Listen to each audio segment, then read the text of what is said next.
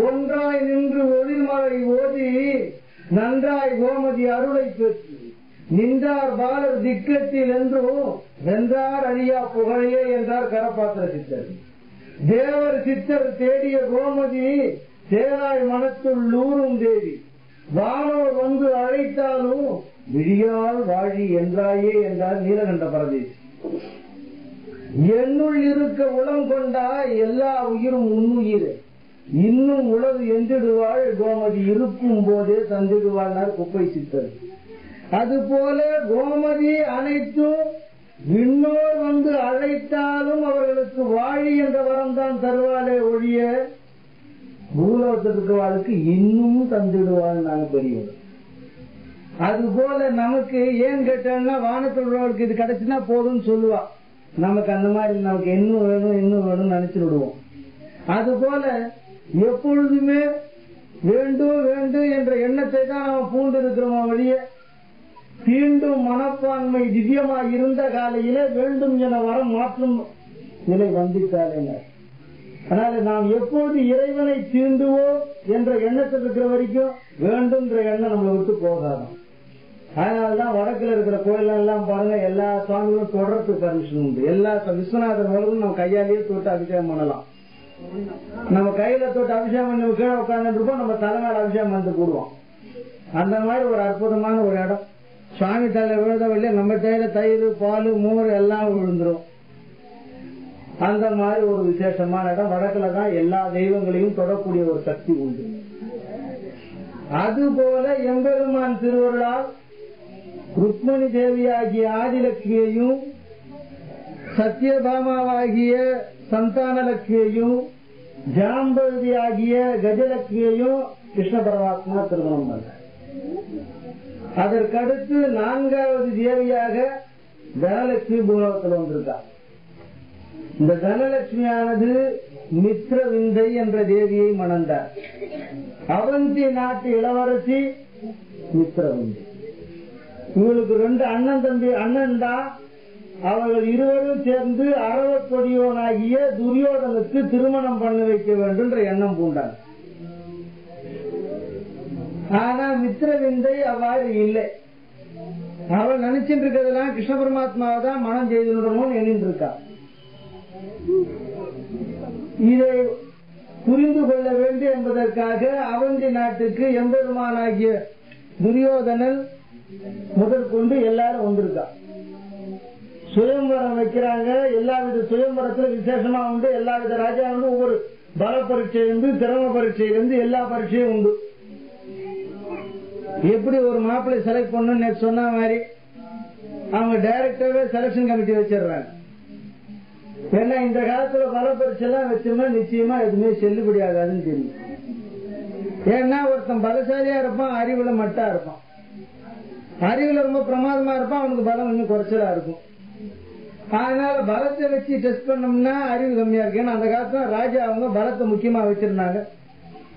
அந்த பலத்தோட டெஸ்ட் பண்றதுலயே அறிவுக்கும் வேலை கொடுக்கிற அளவுக்கு அதுல விஷயம் வச்சிருந்தாங்க. அதனால யாரெல்லாம் தோத்தாலும் அவளுக்கெல்லாம் பலம் இருந்தாலும் அறிவு இல்லைன்றது தெரிஞ்சு விட வேண்டியது. இது ஒரு இன்டைரக்ட் வே ஆஃப் இண்டிகேஷன். அதுபோல எம்பெருமான் திருவருளால் இந்த மித்ரவிந்தை என்ற ஒரு உத்தமி சுயம்பரத்திலே கண்ணனை தான் கல்யாணம் பண்ணணும்னு நினைச்சா. கிருஷ்ணனுக்கு தெரிஞ்சது. கிருஷ்ண பரமாத்மா என்ன பண்ணா, ஆஹா இதனால என்ன தனலட்சுமியை மறுபடியும் தாங்கி வந்திருக்கிறா, ஆகையினால இவளை போய் நம்ம மனம் செஞ்சு விடணும் அப்படின்னு வந்தார். வந்தவர் சும்மா இருக்கப்படாதா, 3 கிருஷ்ணனா மாறி 3 சீட்ல உட்கார்ந்தார். கிருஷ்ண வேலையே இருக்கும் அப்படிதான். ஏன்னா ஈஸியா கிருஷ்ண பரமாத்மா புரிஞ்சுட்டோம்னா நம்ம அவரை அடிமை ஆக்கிடுவோம். அதனால்தான் பகவான்கள் யாரும் அவளுக்கு சீக்கிரத்துல கண்ணுக்கு தெரியுதுல. ஏன் ஒரு சாதாரண பூச்சிகளே, சில பூச்சிகள் நம்ம கண்ணுல இருந்து மறைஞ்சு விடுறது கடிச்ச செத்த நேரத்துல நம்ம அடிப்போம், வெறும் உடம்பு தான் அடிச்சிடும். அது சொங்கின்னு பறந்து அதுக்குதான் மேட்டு கேட்டு அது இதெல்லாம் வைக்கிறது. அதுபோல எம்பெருமான் திருவருளால் இந்த கிருஷ்ண பரமாத்மா 3 கிருஷ்ணனா வந்து உட்கார்ந்தாங்க அரச சபையில. ஒரு ஆச்சரியம், இப்ப இந்த 3 கிருஷ்ணல ஒரிஜினல் கிருஷ்ணனை எப்படி கண்டுபிடிச்சிருப்பா? யோசிச்சு பாரு. இந்த மித்திர அதான் எப்பவுமே மனைவிகளுக்கு கணவன்கள் எப்பவுமே டெஸ்ட் வைக்கிறது உண்டு. அதுல இவ பாஸ் பண்றாளா பாஸ் பண்ணலையான்னு. ஏன்னா அவளுக்கு ஒரு வித பொறாம அதிகம். இவ ரொம்ப கெட்டிக்காரிங்க, அதனால இவ நம்மளோட அறிவோட சில காரியங்களை செய்துருவா, அப்ப நம்ம விட்டு வெளிப்பட்டுன்ற ஒரு பயம். இது நான் சொல்ல அகத்திய வழியிலே கலியில் அப்பா பெண்டிர் பெருத்த அறிவு கொண்டிருப்பார், ஆணினும் சிறந்தோர் என பேர் வாங்குவர், அனைத்து கல்வியிலும் முன்னுக்கு அவர் வந்து நிற்பார் என்ன. அதனாலதான் இன்னைக்கு பாத்துங்க ஸ்டேட் ரேங்க் ஆம்பளை பையன் இல்ல பொம்பளை பிள்ளை. என்ன பாருங்க எவிடன்ஸ், லாஜிக்கல் எவிடன்ஸ். அந்த மாதிரி அப்ப எழுதி வச்சிருக்காங்க. காரணம் அவங்களுக்கு இன்டெலிஜென்ஸ் அவ்வளவு அதிகமா இருக்கா. அதான் ஏன்னு கேட்டீங்கன்னா சர்வதன் வரும்போது அவர்களும் மற்றனுடைய தாய் தகப்பனாரை காப்பாற்றணுன்ற ஒரு எண்ணத்தை அதிகமா வந்ததுனால அவளும் ரொம்ப கடுமையா உட்கார்ந்து படிக்க ஆரம்பிச்சிட்டாங்க. ஆனா ஆண்களுக்கு அறிவு குறைவு என்று சொல்வதை விட பக்தியில நிறைவா இருக்கின்ற காலமா இருக்குது கலியுகம். அதனால்தான் பக்தியில் ஆண்களை ரொம்ப விசேஷமா செலக்ட் பண்ணி வச்சேன். ஏன்னா இததான் அகத்தியர்னு சொல்றேன். கலியிலே ஆடவர் அப்பா ஈசன்பால் கொண்டு பூண்டிருக்கும் உண்மையான அன்பு நிறுத்தி, உண்மையாய் உண்டோ என்று இயங்கும் ஆண் உண்டு, இவன் பக்திமானா இவனை மாற்றுகின்றேன் எனும் பெண்கள் தான் நிறைய உண்டு.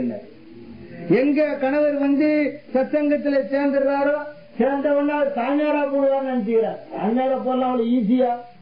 நிச்சயமா சாமியார் அவ்வளவு எளிதில் ஆக முடியாது. ஏன்னு கேட்டீங்கன்னா அப்படி ஆரம்பிச்சீங்கன்னா டூப்ளிகேட் சாமியாரா தான் ஆகலாம். ஒரிஜினல் சாமியார் என்றால் நிக்க வைத்த கத்தி மீது நடக்கிற போல. சம்சாரம்ன்றது படுக்க வைத்த கத்தியில் நடக்குவது போல. ஆனா நிக்க வச்ச கத்தியில் நடக்கின்ற சன்னியாசிகள் மிக குறைவு இங்க. ஆனா ஆடை போட்ட சன்னியாசிகள் அதிகம்.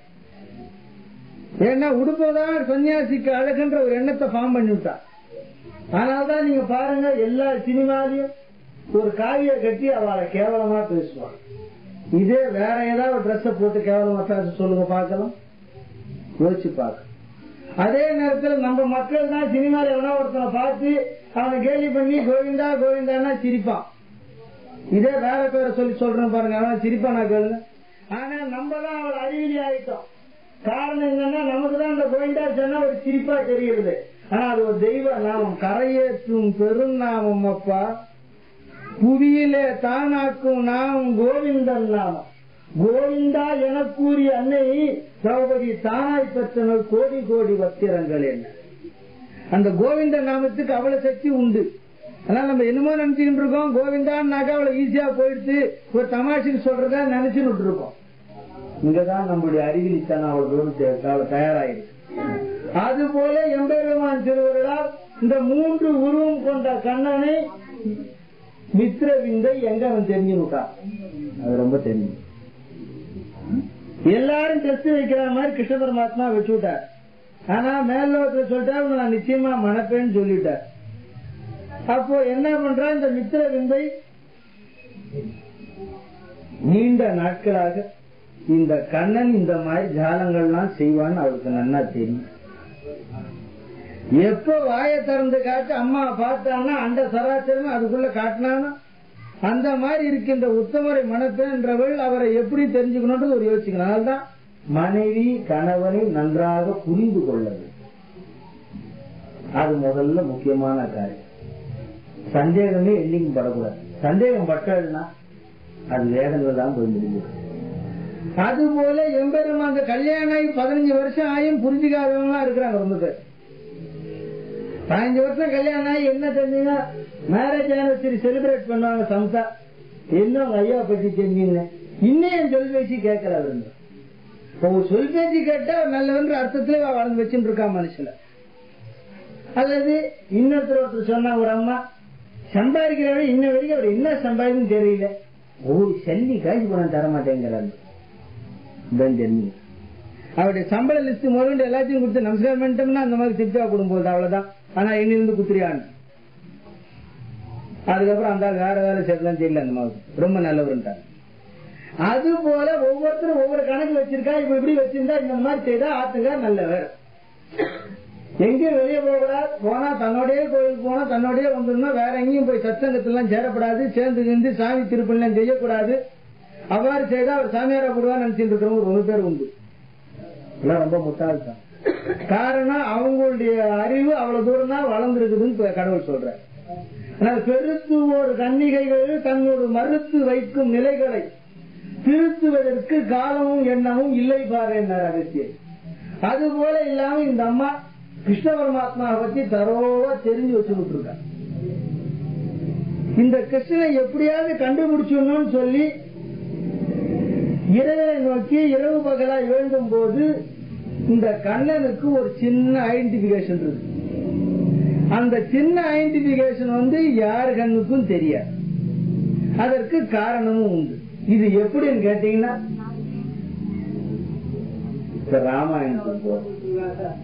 ராமாயணத்துல பக்குவம் சேதுபதி கடக்கவே அக்குவம் நலம் நீளம் என்னும் வேத வித்தகர்கள் கண்ட சித்தரும் தவித்திடாமல் எடுத்து தூக்கி எறிந்தாலும் அமிழ்கின்ற கல்லப்பா நலம் நீளம் தூக்கி போட்டால் தானாய் மிதக்குது பாரு நரகத்திய. நலன் நீலன் இருந்தாங்க. அவரை பத்தி கதை பெருசா சொல்லி இருக்கிறேன். அவங்க எப்படி அந்த நிலைக்கு வந்தாங்க. அந்த நலன் நீலன் என்கிறவர்கள் கல்லை தூக்கி போட்டாங்கன்னா தண்ணியில அப்படியே மிதக்கும், கல்லு உள்ள போகாது. அந்த மாதிரி ஒரு அனுகிரகத்தை பெற்றவர்கள் அந்த நலன் நீலன். இந்த நலன் நீலனை அழைத்து ஜாம்பவான் அற்புதமா கல்லுங்களை எடுத்து போடுவான்னு சொன்ன உடனே அவன் முதல்ல எடுத்து பவுண்டேஷன் கல்லு போடுவான். அது மேல பின்னால் இருக்க வானரங்கள்லாம் கல்லு போட்டா அப்படியே நிற்கும். இந்த மாதிரி வந்து சேதுபதியை கட்டினாங்க. அவ்வாறு கட்டும் போது இந்த நலன் நீலனுக்கு அகந்தை வந்து விட்டது. என்னதான் பவுண்டேஷன் ஸ்டோன் நம்ம தானே போடுறோம், நம்ம போடுறதுனால இந்த கல்லு மிதக்கிறது இல்ல, அவன் எப்படி முடியும்? இந்த மாதிரி எண்ணம் வரும்போது என்ன ஆச்சு, கள்ளத்தீக்கு போட்டா உள்ள போகுது. இந்த எண்ணம் வந்தவன் நமக்கு இந்த சித்தி இருக்குது, இந்த சித்தி இன்னோட பவர் போயிட்டான்னு நினைச்சுட்டான். அதனாலதான் சித்திகள் இருந்தாலும் அனாவசியமா வெளிக்க காட்டிக்கூடாதுன்னு பெரியவங்க சொல்றாங்க. ஏன்னு கேட்டாங்கன்னா எனக்கு தெரிஞ்சு சித்தி உள்ள சில மகான்கள் இங்க வந்தாங்க. இந்த பணக்கார பசங்க சும்மா விட அவரை போட்டு ஒரு வழி பண்ணி அவர் கதி கலைஞ கட்சியில் அவர் சொல்லாமலாம் போக நிலம் பண்ணிட்டார். காரணம் அவர் அதுக்கு முன்னாடி சாதாரணமா தெருவில் சுத்திட்டு இருந்தார், யாரும் கண்டுவிடல. சில சித்திகளை காட்ட ஆரம்பிச்சோன்னு என்ன ஆயிடுச்சு, அவர் அப்படியே தூக்கி போட்டார். அதுக்கப்புறம் அவருக்கு எல்லா வேதனைகள்லாம் கொடுத்து அவருக்கு சித்தி இருந்துன்னு சொன்னா, ஒருத்தர் சித்தி போயிடுச்சுன்னு சொன்னா கஷ்டப்படுத்தி அவர் அமைச்சா அவர் பதிச்சுத்தான் போய் சேர்ந்தார். அது போல சித்தி இருந்தால் கலியிலே சித்தி இருந்தால் பெற்ற ஓர் மத்து எடுத்த மத்தி போர் அமைந்திருப்பாயினர். மத்தில ஒரு அடி அடிச்சா எப்படி வெண்ணையானது தப்புன்னு இருக்குதோ அது போல மந்தமா இருந்து சொல்லலாம். அது போல இந்த சித்திகள் எல்லாம் இருந்ததை எடுத்து நான் கல்லு போட்டேன்னு தனக்கு அகந்த வந்ததுன்றது மறந்துட்டு நம்மளால்தான் இந்த கல்லு மிதக்குதுன்ற எண்ணம் வந்ததுனால அந்த கல்லு உள்ள போகுது. பாதி வரைக்கும்னா சேதுபதி நிக்குது, அதுக்கு மேல போக முடியல. நலன் நீலன் ரெண்டு பேரும் ஒருத்தரை பார்த்துன்னு நாங்க ரொம்ப டயர்ட் ஆயிட்டோம், அப்புறம் கட்டுறோம். சரி அதனால என்னன்னு சொல்லி ராமர் விட்டுட்டார். மறுநாள் எடுத்து காலையில யாருக்கும் தெரியாம பிரம்மபுத்திர நேரத்துல முதல்ல போய் டெஸ்ட் பண்றாங்க, திருப்பி போட்டாச்சுன்னு உள்ள போகுது.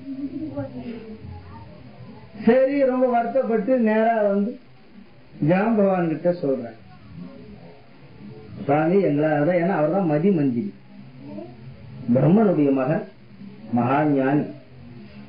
அவர்கிட்ட சொன்னது அவர் என்ன சொன்னார், அப்படியாப்பா சரி ராமர்கிட்ட சொல்றேன், உங்களுடைய பவர் எல்லாம் போயிட்டுன்னு சொல்றேன், அதுக்கு வேற யாராவது தயார் பண்ணுவார் அப்படின்னு. அப்ப எப்படி இருக்கும் பாருங்க. இவ்வளவு நேரம் முக்கியத்துவம் கொடுத்த நல மகாராஜிக்கு ஜெயின்னா நீல் மகாராஜிக்கு ஜெயின்னா இப்ப எவனுமே சொல்ற இல்லை இல்ல. அப்போ ராமர்கிட்ட போய் சொல்லும் போது ராமர் என்ன பண்ணார், அப்படியா சரி அடுத்த ஏற்பாடு என்ன பண்ணலாம் லட்சுமணா அப்படின்னு கேட்டார். லட்சுமணனுக்கு ஒன்றும் சொல்ல தெரியல, முழிக்கிறார். இந்த மாதிரி இருக்கும்போது ஆஞ்சநேய சுவாமி அழைச்சி ஜாம்பவான் கேட்கிறார் என்ன பண்றது. அவர் உடனே கண்ண முடியும் தியானத்துல உட்கார்ந்தார், என்ன பண்றதுன்னு ஐடியா கண்டுபிடிக்கிறதுக்காக. அந்த மாதிரி உட்கார்ந்து இருக்கும் போது ஒரு குட்டி அணி, சலகன் என்ற அணி, அந்த அணிலு சமத்தா ஒரு சின்ன கல் எடுத்துட்டு போய் அதுல போட்டேன். சின்ன கல்லு போட்டதுனால பெரிய கடல்ல மிதக்கிறது ஒரு பெரிய ஆச்சரியம் இல்லை. மிதக்கிறத பார்த்தாங்க. இருந்தாலும் அதை பத்தி கவலைப்படல, போட்டுட்டே இருக்கு. போட போட போட போட ஒரு சின்ன லேயரா வந்து விட்டாங்க. இத பார்த்தாங்க மற்ற வானரங்கள். சும்மா இருக்கு, நேரா போய் சொல்லி இந்த மாதிரி ஒரு சின்ன அணில் ஆனது சம்சா கல்லு போடுறது, அது போட்டா நல்லா மிதக்கிறது, அது தூக்கி விட்டா நாங்க கொண்டு போட்டுறோம் அப்படின்னா. சரி, அந்த அணில கூப்பிடுது. அந்த அணில் வந்து ராமரை பார்த்து, என்னால பெரிய கல்ல தூக்கி போட முடியாது ராமா, என்னால ரொம்ப சின்ன கல்ல தான் போட முடியும், அதுவும் உன் கருணை இருந்தாதான் என்னால போட முடியும், அதனால உங்களுடைய ஆசீர்வாதத்தோட நான் போடுறேன். சரி, இவ்வளவு நேரம் சின்ன கல்ல போட்டு சந்தோஷம் சொல்லி அதை தடவி கொடுத்த. தடவி கொடுத்தோம்னா அதனுடைய முதுகு பகுதியில் நாமமாய் விழுந்தது. அன்னையில இருந்து அதுக்கு அணிலுடைய முதுகு பின்னால இந்த நாம வட்டம் வந்து அன்றுதான் பூண்டதான் இந்த அணில் நாமம். ஆகவே அப்ப சொல்லிச்சான் அந்த அணில், அப்பா இந்த நாமம் போட்டா நல்லா இருக்கு, என் முதுகுல இருக்க நான் எப்படி பாக்குறதுன்னு கேட்டுதான். நம்ம முது நமக்கு தெரியாது, கண்ணாடி வச்சாதான் நம்ம முது நமக்கு தெரியும். என்னைக்கு நம்ம முதுகு நமக்கு தெரிஞ்சுதா அன்னைக்கு நீ சித்த.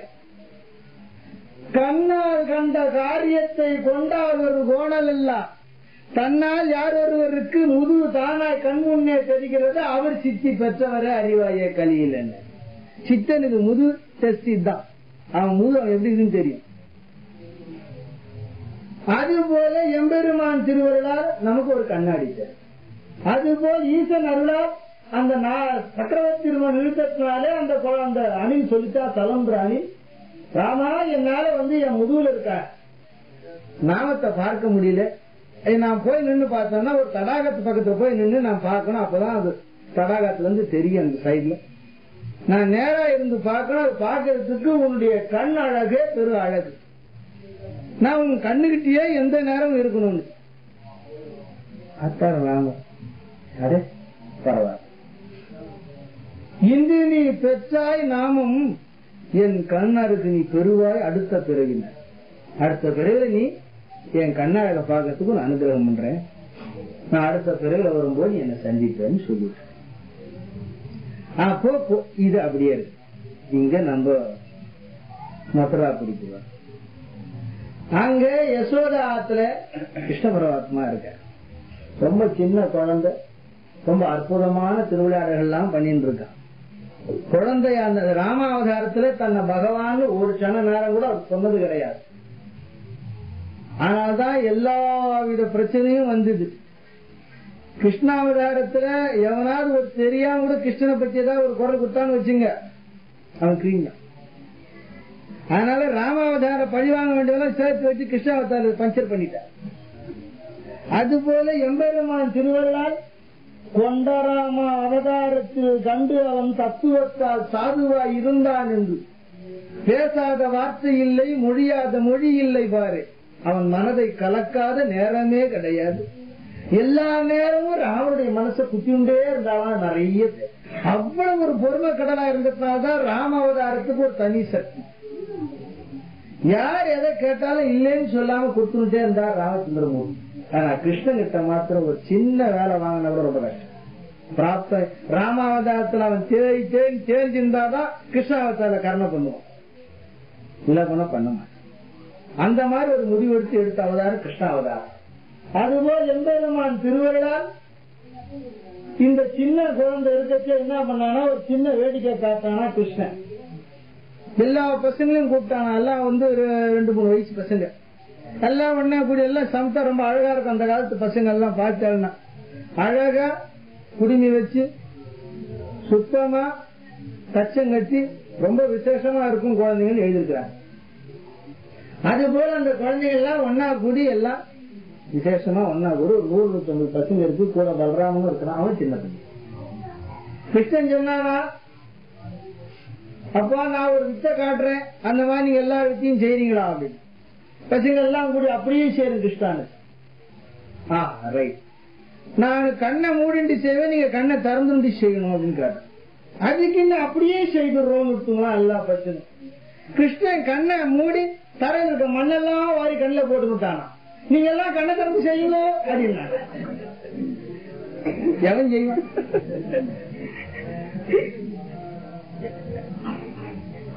கிருஷ்ணனுடைய திருவிளையாடு. ஆனா அவன் வெறும் மண்ணா அள்ளி போட்டு மத்த வாழெல்லாம் டெஸ்ட் பண்ற எண்ணத்துல அவன் செய்யல. அதுக்கு ஒரு அர்த்தம் அங்க இருக்கு. குழந்தை அவ்வளவு ஒரு ஞானம் உள்ள ஒரு குழந்தைன்னு காட்டுறதுக்கு ஒரு ஐடியா. அது இப்ப என்ன பண்ணுவான் தெரியுமா? பசங்க அழகா ஒரு கண்ணாடியை போட்டு கண்ணில் எடுத்துக்க வரணுண்டே போடுறோம் பாருங்க இப்ப இருக்கிற பசங்க. ஆனா அந்த குழந்தை என்ன பண்ணிச்சு, எதுவுமே செய்ய முடியாம எல்லாம் முடிக்குது. அப்ப கிருஷ்ணன் சொன்னா ரைட், வேலை முடிஞ்சு கொடுத்து. அப்ப கண்ணனுக்கு அங்கிருந்த மண்ணை எடுக்கும் போது அதில் கருப்பாக ஒரு சின்ன மண் இருக்குதான், ஒரு மண். அந்த மண் தான் இந்த சலம் என்ற அணில். அந்த எடுத்து அப்படி போடும்போது அது கண்ணு பக்கத்துல போய் ஒட்டி கொடுத்தான். ஏன்னா அது போன ஜென்மத்துல கேட்டது உன் கண்ணழக நான் பார்த்துட்டே இருக்கணும். கிருஷ்ணனுக்கு இங்க ஒரு சின்ன மச்சம் வந்து விட்டான். ஆனா அது யாரு கண்ணுக்கும் தெரியல.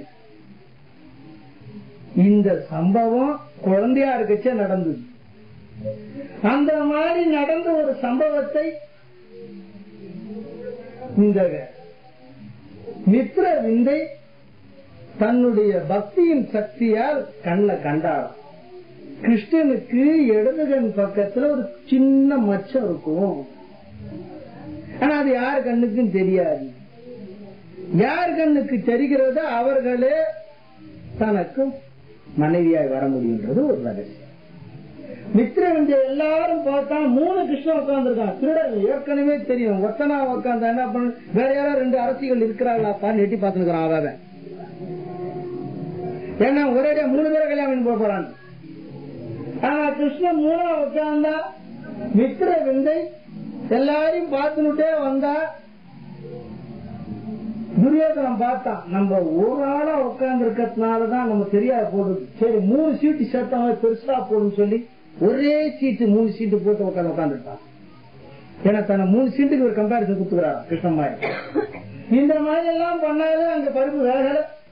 ஆகவே எம்பெருமான் திருவருளால் மித்ரவிந்தை வந்தால் ஒவ்வொரு கண்ணனையும் ஆதம் முதல் உச்சி வரை சேர்க்கிறார். அதனாலதான் பகவானை எப்படி தரிசனம் பண்ணணும்னு எழுதி வச்சிருக்கார். போனோடனே சில பேர் என்ன பண்ணுவாங்க, வெங்கடாச்சலபதிக்கு ரொம்ப கஷ்டப்பட்டு அந்த கூண்டுல எல்லாம் அடிச்சு வச்சு வெளியே அவுத்து விடுவோம். ஏன்னா சுவாமியை நல்லா தரிசனம் பண்ணல, அவ்வளவு காலியா இருக்கும். இருந்தாலும் அவன் ஒரு ஆர்டிபிஷியல் டிமாண்ட் கிரியேட் பண்ணணும்னு சொல்லிட்டு என்ன பண்ணுவான், எல்லாரையும் கூண்டுல ஏற்றிடுவான். ஏற்றிட்டு அவளை காய போட்டு காட்ட அந்த சேவை இந்த சேவை இந்த சேவை அந்த சேவை அந்த தரிசனம் இந்த தரிசனம் எவனா போய் பார்த்துட்டு தான் இருப்போம். அதை நான் பார்த்திருக்கேன் நிறைய தடவை. கேட்டா 22 ரூபாய் டிக்கெட் 101 ரூபாய் ஏதாவது சொல்லிட்டு இருப்பானுங்க. அதுவும் பாஷை நமக்கு புரியாத புதுசா ஒன்று சொல்லுவாங்க. சரின்னு சொல்லி இந்த மாதிரி எல்லாம் கூண்டுல அவுத்து விட்டு கரெக்டா ராத்திரி 11:30 மணிக்கு காய வச்சு அவுத்து விடுவோம். இப்போது கொஞ்சம் டிஃபன் இதெல்லாம் ப்ரொவைட் பண்றான். முதல்ல அது கூட கிடையாது. கூண்டுல கொண்டு அடைக்க வச்சான்னா அவ்வளவுதான். கஷ்டமான நேரங்களில் கூட வெளியே வர முடியாது. வெளியே வந்து உள்ள போக முடியாது. அந்த மாதிரி எல்லாம் கஷ்டப்பட்டு பார்த்திருக்கான். அதுக்கேற்ற புண்ணியத்தை அனுபவிச்சிருக்கான். இப்ப எல்லாம் நல்லா டிவி எல்லாம் போட்ட டான்ஸே போட்டு இருப்பான். போட்ட காலட்சேபத்தே போட்டு இருப்பான். என்ன பேசுறான் நமக்கும் புரியாது. அதுல கீரா இருக்கும். அதுல ஒண்ணும் புரியாது. எல்லாம் தலையாட்டு பார்த்துட்டு அந்த மாதிரி அவுத்து விட்டு போய் இப்ப சாமியை பார்க்கும்போது என்ன பண்ணுவான், சுவாமிய அந்த முன்படிக்கட்டு வர்றதுக்கு முன்னெல்லாம் கோவிந்தான்னு குரல் கொடுக்கும்போது அவன் எதை பார்க்கன்னு தெரியாது. சாமி ஆஜான்னு பாது. அப்ப என்ன பண்ணுவான், எல்லாத்தையும் தேடி பார்ப்பான். அது ஒவ்வொரு சேவைகள் இருக்கு. அந்த சேவைக்கு ஏற்ற சுவாமி அலங்காரம். சில சேவைகள்ல பத்மாவதி தாயாரும் இந்த அலமேல் தெரியவே தெரியாது. சில நேரங்களில் வைர சேவை சுவாமி வைர சேவைக்கு அந்த கிரீடத்தையும் அந்த சங்கு சக்கரத்தையும் இம்பார்ட்டன்ஸ் கொடுத்துருப்பான். மத்தெல்லாம் புஷ்பத்தால மறைச்சிருவான். அந்த மாதிரி அந்த நிர்மாலிய சேவை கொடுப்பான். சில நேரத்தில் அது ரொம்ப ரேரா இருக்கும். அதுல பார்த்தோம்னா எது எங்க இருக்குன்னே தெரியாது. இந்த மாதிரி ஒவ்வொரு சேவைக்கும் ஒரு பலன்கள் உண்டு, முறைகளும் உண்டு. அது இல்லைன்னு சொல்லல பகவானால உண்மை. அது போல இந்த மாதிரி அவுத்து விட்ட உடனே நம்ம திடீர்னு போன உடனே என்ன பண்ணுவோம், சாமியே எங்க பாவம் தெரியா கோவிந்தா கோவிந்தான் கொஞ்ச நேரம் போட்டு அதான் முகம் தெரியுது நெத்தி தெரியுது நாமம் தெரியுது. ஏன்னா நாம அவளை பெருசா போட்டிருப்போம். நாமம் தான் முதல்ல எல்லாருக்கும் பழிச்சுன்னு படும். அப்புறம் கொஞ்சம் கொஞ்சமா நம்ம கிட்ட போவோம், சாமி சேவிப்போம். அது போல் நம்ம சாமியை பல தடவை சேவிச்ச எண்ணத்தை வச்சுக்கிட்டு போய் கிட்ட போகும்போது முதல் சேவை அவருடைய பாத சேவை. அந்த பாதத்திலிருந்து ஒன்றொன்றாய் பார்த்து கொண்டு ஒவ்வொரு கிருஷ்ணாவதாரத்துல சுவாமி விஸ்வரூபம் எடுக்கும்போது அந்த சராசருக்கு அனைத்தும் தன்னுள்ள காட்டினார். அது போல வரும் போது அப்ப அந்த ஜெகன்மாதா தன்னுடைய கண்ணில் கண்ணனை பார்க்க சொன்னாலும் அந்த விஸ்வரூபத்தை கண்ணில் பார்த்தானா கோமதி கண்ணில் கிருஷ்ண பரமாத்மா. அந்த மாதிரி கிருஷ்ண பரமாத்மா விஸ்வரூபத்தை கண்ணிலேயே காட்டினாலாம் கோமதி. அது போல எம்பெருமான் திருவிழா பாதம் சேர்ந்து ஒவ்வொன்றா பார்த்துட்டு வந்து இந்த இடது கையை பார்த்து அதற்கப்புறம் கடைசியில கொஞ்சம் கொஞ்சமா போய் மேல வலது கையை பார்த்து அதுக்கப்புறம் ஜெகன்மாதாவை பார்த்து சங்கு சக்கர தரிசனம் பண்ணி அதுக்கப்புறம் காது கவ குண்டலை பார்த்து நாம தரிசனம் மேல அப்புறம் கிரீட தரிசனம். இந்த மாதிரி பார்க்க வேண்டிய முறைகள் இருக்குது. அதனால கிட்ட போகும்போது அதை நினைச்சுட்டே போகணும். அது போல இவள் பாத தரிசனத்திலிருந்து மித்திரவிந்தை பார்த்துட்டே வரா. பார்த்துட்டே வரும்போது நேர முகத்துக்கிட்ட வரும்போது பொண்ணுத்துல மச்சம். சரி, இது டூப்ளிகேட் கிருஷ்ணன். அதுக்கு அடுத்து பக்கத்துல இருக்கிற தரிசனம் பண்ற மற்ற நாட்டு ராஜாங்கெல்லாம் பாக்குறேன் இன்னமும் மெஸ்மரைஸ் பண்றான் கிருஷ்ணன். அதனாலதான் ஒரு கிருஷ்ணனை பார்த்து அவாய்ட் பண்ணிட்டு வந்துட வேண்டியது. ரெண்டாவது கிருஷ்ணகிட்ட போயிட்டான். சரி, ரெண்டாவது கிருஷ்ணகிட்டையும் பார்த்தா அவங்ககிட்டையும் இல்லை. மூன்றாவது கிருஷ்ணன் தரிசனம் பண்ணும்போது இந்த கண்ணுகிட்ட இருக்கிற மச்சம் இருந்துதான். அப்பொழுது அவள் கண்ணுக்கு மச்சமாயா தெரியவில்லையா, அந்த அணில் உட்கார்ந்து காட்டுறதான் கண். அம்மா கண்ணை அழகப்பார், கண்ணனுடைய கண்ண அழகப்பார்னு காட்டுறான். இதை பார்த்தவன மாலையிட்டார். இவ்வாறு மணந்தான் மித்திரவிந்தை என்ற தனலட்சுமி. ஏன்னா தனலட்சுமி அவள் ஈஸியா வராதுன்றது இவளை டெஸ்ட் வச்சான். அதனால்தான் நம்ம எல்லாரும் தனலட்சுமி பேர் வச்சா தனம் தனம் தனம் தான் கூப்பிடுற மாதிரி லட்சுமி அவுத்துறோம். தனம் தனம்னாக்கா வெயிட் வெயிட்னு அர்த்தம். அம்மா நீ குண்டாதான் இருன்னு அர்த்தம். அதனாலதான் பேர் வச்சாங்கன்னு அர்த்தம் வச்சுக்கிட்டா ஏன்னா கலியத்துல எப்படி கூப்பிடுறாங்க கூப்பிடுறபடி அனுகிரகம் வந்துட்டோம்ட்டான். பகவான் ஆட்சி கொடுக்கும்போது என்ன பண்ணா கலியில் வைப்பாரப்பா நாமகரணம் என்று ஒரு நிலை வைத்து நாமகரணம் சூட்டுறோம்னு ஒரு இது வைப்போம். அதுக்கு தொட்டில் திருவிழா எல்லாம் பண்ணி இல்லாதெல்லாம் பண்ணுவோம். அந்த மாதிரி நாமகரணம் சூட்டுவாரப்பா. பாட்டி ஒரு நாமம், தாத்தா ஒரு நாமம், இருப்பவரெல்லாம் ஒவ்வொரு நாமம், இருக்கும் கோழி குஞ்சுகளும் ஒரு நாமம் சொல்லுமே சின்ன குழந்தைங்கன்னு அர்த்தம். அது என்ன பண்ணும் வேணுமா ஒண்ணு அதிகமா ஒண்ணு அது வாயில வர மாதிரிலாம் போடும். அது போல ஒரு அற்புதமா வார்த்தை கொடுத்து என்ன பண்ணுவாங்க எல்லாத்தையும் விட்டு அதெல்லாம் குடிச்சுப்பாங்க. ஒரு குழந்தைக்கு சந்திரவதனான்னு பேர் இருந்தது. நல்ல அழகான பேர். சந்திரானாலும் கூப்பிடலாம், வதனானாலும் கூப்பிடலாம். ரெண்டு பேரும் கூப்பிடறதுக்கு தகுதி உள்ளவர். அதை என்ன பண்ண அந்த பொண்ணு ஏதோ பேச விட்டவன் அது என்ன பண்ணுச்சு அசீதான்னுச்சு. அதுக்கு பேர் அசீதான்னு வச்சு சந்திரவதனானே கூப்பிடுறது கிடையாது. அசீதா அசீதா காலையில் ஒவ்வொரு புது புது பேர் சொல்ல அந்த பேர் சொல்லியே கூப்பிட்டுருப்பாங்க. அசீதான அர்த்தம் என்ன தெரியுமா? அதிகமாக தீயைத்தா என்று பொருள். அசீதா ஆயினால் அதிகமா தீய கொடுத்தா என்ன ஆகும்? ஓரளவு உஷ்ணம் வந்தாதான் பசி எடுக்கும். ஓவரா நெருப்பா இருந்தா அங்க என்ன ஓட்ட விடும். ஒண்ணு அது ஒரு அளவோடு நெருப்பு இருந்தா ஒரு பொருள் சரியா பதம் வெந்து பக்குவம் ஆகும். அளவு மிஞ்சி நெருப்பு வந்தா என்ன ஆகும்? டேஞ்சர் ஆகும். அதை தெரியாமல் ஒரு நாமம் அழகா வச்சாங்கன்னா அந்த பேரை விட்டுட்டு அஜித்தா ஆட்டுக்குட்டியும் கூட்டு ரொம்ப வேதனையா இருந்தது. சரி தலையாட்டன் கம்முன்னு இல்லை. அது போல எம்பெருமான் திருவிழா தனம் அப்படின்னு வெறும் தனம் மாத்திரம் கூப்பிட்டீங்கன்னா அந்த அம்மா கனமா இருப்பான். லட்சுமி தர கனம் வராது. அதனால்தான் தனலட்சுமி பேர் வச்சா தனலட்சுமி கூப்பிடு. நாகலட்சுமி பேர் வச்சா நாகுன்னு வாங்க. நாகுன்னா பொருள் ரொம்ப பேருக்கு தெரியாது. தேடு என்று அர்த்தம். நாகு என்றால் தேடு. நாகு ஆண்டவர் என்றால் தேட தகுதி பெற்ற ஒரு ஆண்டவர் கடவுள். நாகு என்றால் அதனால நாகு நாகு நாகுன்னு கூப்பிடுங்க. ரொம்ப தமாஷா இருந்து என்ன பண்றது? அதனால்தான் பேரை முழுசா வைக்காதீங்க. ரெண்டா கட் பண்ணக்கூடிய அளவுக்கு பேர் வைங்க. அதனால்தான் ரொம்ப ஜாகிரதையா இருக்கும். அதுபோல் எம்பெருமான் திருவருளா ஆடி தபசு காட்சி ரொம்ப விசேஷம். அதுபோல ஜெகன்மாதா திருவருளால் அதுபோல் எம்பெருமான் திருவருளால் இந்த அற்புதமா இந்த மித்திர விந்தை தனலட்சுமி என்ற நாமம் பூண்டிய ஜெகன்மாதா கிருஷ்ண பரமாத்மா கல்யாணம். இவ்வாறு 4வது தேவியை கல்யாணம் பண்ணார். அதற்கடுத்து நீலா சத்யை என்ற நாமம் அவர் தானியலட்சுமி. தானியலட்சுமி நீலா சத்யை என்ற நாமத்துடன் கோசல அரச தேசத்து கோசல தேச அரசனுடைய நக்கீல சித்தி என்ற ராஜனின் மகள். இந்த நீலா சக்திக்கு என்ன ஒரு அற்புதமான சக்தி என்றான்னா, இந்த அம்மாவை இவரு கல்யாணம் பண்றதுக்கு என்ன பண்ணி வச்சாருன்னா, அவங்க அப்பா என்ன தகப்பனார் வச்ச ஒரு கண்டிஷன், 7 முரட்டு காளைகளை வளர்த்து விட்டு வந்தார். சாதாரண காளைகள் எல்லாம் மஞ்சவரட்ட காளைன்னு சொல்றது உண்டு. மதுரையில எல்லாம் மஞ்சவரட்டை நட்டுறாங்க. அது என்ன பண்றானுங்க, அது திமில குடிச்சுன்னு கொஞ்சம் தூரம் ஒன்னா அவனுக்கு பிரைஸா. எப்படி பார்த்து எப்படி மஞ்சள் வரட்ட காளைன்னு எழுதி வச்சிருக்கிறாங்க. வெள்ளையர் தேவன் என்று ஒரு உத்தமன் ஒருத்தன் இருந்தா, தளபதி அவன். கட்டபொம்மன் காலத்துல கட்டபொம்மனுடைய தளபதி வெள்ளையர் தேவன். அவன் அடக்கின காளைகள்ல பல ஜாதி உண்டு. நம்ம பார்த்திருக்கிற காலையெல்லாம் வெறும் பொலி காலை தான். பல ஜாதி காளை உண்டு. அந்த காலையில கங்கண காளை என்ற ஒரு காளை உண்டு. அந்த கங்கண காளை சாதாரணமா இருக்காதான், குறைஞ்சது 12 அடி உயரம் இருக்கு காலம். அந்த 12 அடி உயரத்திலிருந்து 2 அடி உயரம் திமிழ் நிக்குமா. அப்ப எப்படி இருக்கும் பாருங்க அந்த காளை. அந்த மாதிரி காளையை அவுத்து விட்டான் கட்டபொம்மன் காலத்துல. அதை யாராலும் அடக்க முடியாத காளை. அந்த காளையை வெள்ளையர் தேவன் என்ற மகா பராக்கிரமசாலி அடக்கிறான் தளபதி. அவன் இந்த மாதிரி இந்த திமிழ பூச்சி கொஞ்ச தூரம் 10 அடி போனவன அவருக்கு ரிவார்டுன்னு இப்ப கொடுக்குறாங்க. அந்த மாதிரி இல்லை.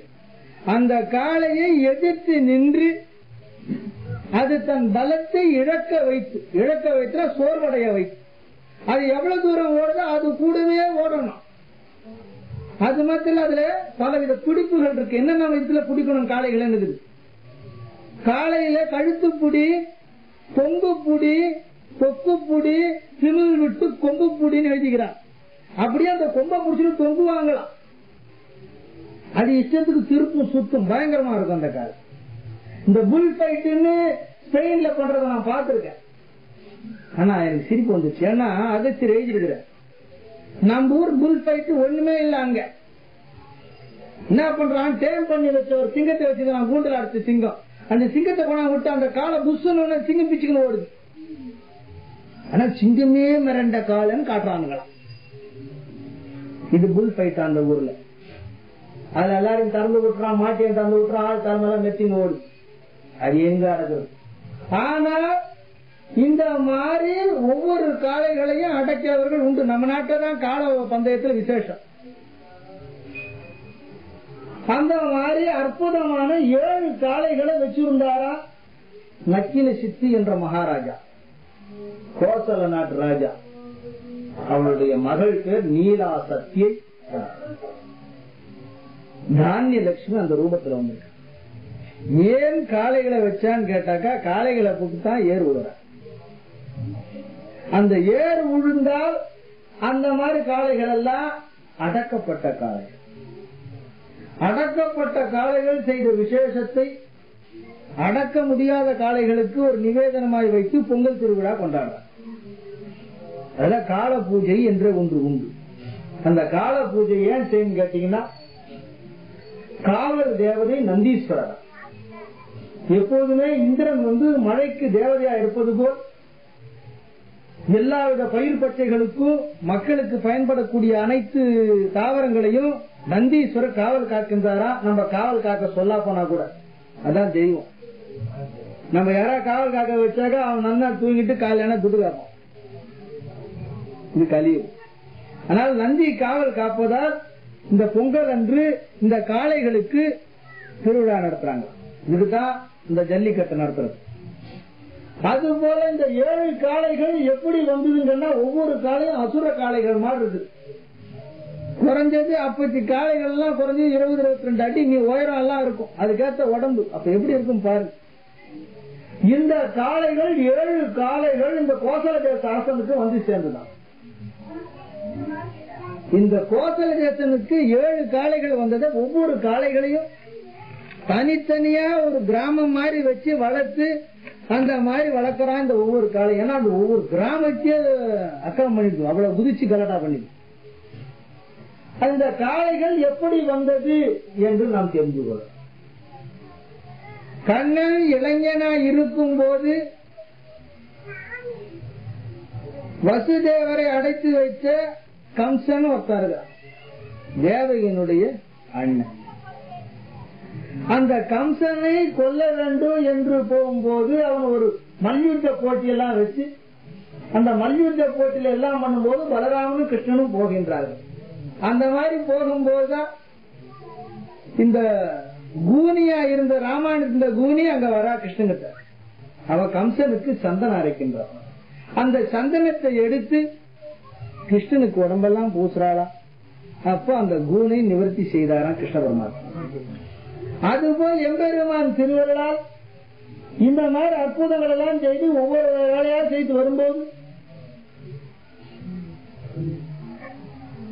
கம்சன் கிட்ட வந்தார். கம்சன் சொன்னா மல்யுத்தத்துல எல்லாரும் சொல்லி விட்டார்கள், என்னோடு நீ சண்டை போடணும் அப்படின்னு சொன்ன. அப்போ கிருஷ்ண பரமாத்மானவர் பலராமரை நிறுத்திட்டு தான் கம்சனை பாய்ந்து குதித்து அடித்து கொன்றார். இது கம்சவதம். இவ்வாறு வதம் செய்த போது கம்சனுக்கு 7 சகோதரர்கள் உண்டு. அந்த 7 சகோதரர்கள் கண்ணனை வஞ்சம் தீர்ப்போம் என்று பாய்ந்தார்கள். அவரை பலராமன் கொன்றார். பலராமனை கொன்ற பிறகு அவர்கள் ஆவி அடங்கவில்லை, அது பேயா சுத்தி. அந்த 7 ஆவிகள் தான் இந்த 7 காளைகளுக்குள்ள பூண்டு. எப்படியோ சுயம்பரம் வைப்பாங்க. அப்ப கிருஷ்ணன் வருவான், அவன் ஒரு வழி பண்ணிடலான்னு கணக்கு போடு. இது கண்ணனுக்கும் தெரியும், சர்வமும் உணர்ந்தவன் பரமாத்மா. அந்த கிருஷ்ண பரமாத்மா இந்த 7 காளைகளையும் ஒரு சண்டைக்காரங்க சுயம்பரத்துல 7 காளை அவுத்து விட்டுட்டான். எந்த ராஜாவும் கிட்ட வரல. ஏன்னா அந்த காளைய பார்த்து அது விடுற மூச்சை பார்த்தா 3 அடி ஓட்ட போடுறான் மண்ணுக்குள்ள. அப்ப அது மூச்சு எப்படி விடும் பாருங்க. அந்த கொம்பை மாத்திரம் சீவி வச்சிருக்கான். கொம்பை கொஞ்ச நேரம் பார்த்தா போதும், ஓடுறதுக்கு தெம்பு வந்துடும் நேரம். அது அது போல தன்னை ஆக்கும் காலையிலே தாண்டவித்த பொருளாயாகி தீட்டிருக்கும் கொம்பை பார்த்தாலப்பா திருடன் திருடாமல் ஓடும்போது ஒரு பொது போல் ஓடுவாங்க. திருநவரை வேக மாட்டான், உதகிறான் போது ஓடுற ஓட்டங்களுக்கு வச்சா அந்த மாதிரி ஓடுவாங்க. அவ்வளவு தெம்பு வந்துருமா ஓடுறது. அது போல எம்பெருமாத்துல ஒரு ராஜா இல்ல எம்ஜிஆர் எல்லா சீட்டும் காலியா இருக்கு. கிருஷ்ண பரமாத்மா மட்டும் உட்காந்துக்கிறார். நீலா சத்திய தேவி ஜெகன்மாதா மாத்திரம் பார்த்தார். ஆயா போய் கல்யாணம் பண்ணி போறோம், தூரம் இருந்து பைனாங்களை வச்சு பாத்துக்கிறோம். ஏன்னா நம்ம ஓடாந்தோம் கிருஷ்ண கொஞ்சம் அவன் மட்டும் கல்யாணம் பண்ண போறாங்க புத்தி. அதனால மரத்துல ஏறி உயரமான மரங்களை ஏறி இன்னும் ராஜாங்கெல்லாம் பாத்துக்கிறான். நம்ம பாரு நிலைமை எப்படி இருக்கு. இந்த காளைகளை அவிழ்த்து விட்ட போது கண்ணன் என்ன பண்ணாரா, ஒரு கண்ணன் எப்படி 7 காளை அடக்கும். அது யோசி, 7 விதமா அட்டாக் பண்ணுது அந்த காளை. ஆகவே ஒரு கண்ணன் என்ன பண்ணானா, அப்போ இந்த காளிங்க நர்தனம் என்று ஒன்று ஆடினான். காளிங்கன் என்ற ஒரு விஷப்பாம்பானது ஒரு நதியில உட்கார்ந்து மக்களுக்கெல்லாம் பல துன்பம் கொடுக்கும். அப்ப குழந்தையா இருக்கும் போது அந்த பாம்பு மேல ஏறின்னு நடனம் ஆடினா கிருஷ்ணன். அவ்வாறு நடனம் ஆடும் போது அது தன்னுடைய 7 நாட்கால் அவன் கிருஷ்ணனை வருடனும் என்று ரொம்ப ஆசைப்பட்டுதான், தீண்டனும் தீண்டனும் சொல்லி ரொம்ப ஆசைப்பட்டுதான். கிருஷ்ண பரமாத்மா அந்த 7 நாக்கத்தார மற்ற எல்லா நாக்கையும் துண்டித்தார, அந்த 7 நாக்க மட்டும் விட்டு வச்சார். அந்த 7 நாக்குகள் இறைவன் வேணும். அப்ப உன்னை நான் தீண்டாமல் போனால் எனக்கு மனவேதனை, எனக்கு கரையேற முடியாதுன்னு வேண்டிச்சான். சர்வம் சந்தர்ப்பம்னு விட்டான் கிருஷ்ணன். அப்புறம் அந்த கதை முடியும். அந்த 7 நாக்குகள் இன்று 7 கண்ணங்களாய் மாறினாங்க. ஒரு நாக்குக்கு ஒரு கிருஷ்ண பரமாத்மா உருவமே எடுக்கின்ற அனுகிரகம் விட்டார். அந்த மாதிரி கொடுத்ததுனால்தான் அந்த காளிங்கனுக்கு அபாரம் முன்னால் அது ஒண்ணுமே செய்ய முடியாம போயிடுச்சு. இந்த 7 கண்ணங்கள் மூலியமா அந்த 7 காளைகளை சம்ஹாரம் பண்ணா எம்பெருமான் கிருஷ்ண பரமாத்மா. இந்த 7 காளைகள் சம்ஹாரம் பண்ணி கிருஷ்ணன் நீலாசக்தியை மணந்தார். இவர் தானியலட்சுமி. ஆனால்தான் நந்தி வடிவா இருந்ததுன்னு அர்த்தம். தானியலட்சுமி, ஆனால் தானியங்களை காவல் காப்பதற்காக நந்தி வடிவில் இருந்தவர்கள் இவர்கள். அதனால்தான் இந்த காளைகளை போட்டியா வச்சாங்க. எல்லாத்துக்கும் ஏன்னா அதை பத்தி கிருஷ்ண திருமணங்கள் எடுத்தா பெருசா போகுங்க. ஷார்ட்டா கொண்டாந்து வர. அதுபோல் எம்பெருமான் திருவருளால் நீலாசக்தி ஆகிய தானியலட்சுமியை மணந்தான் கிருஷ்ண பரமாத்மா. அதற்கடுத்து 6வது பிராட்டியாய் பக்தரை என்ற ஒரு தேவி, இவள் தான் விஜயலட்சுமி.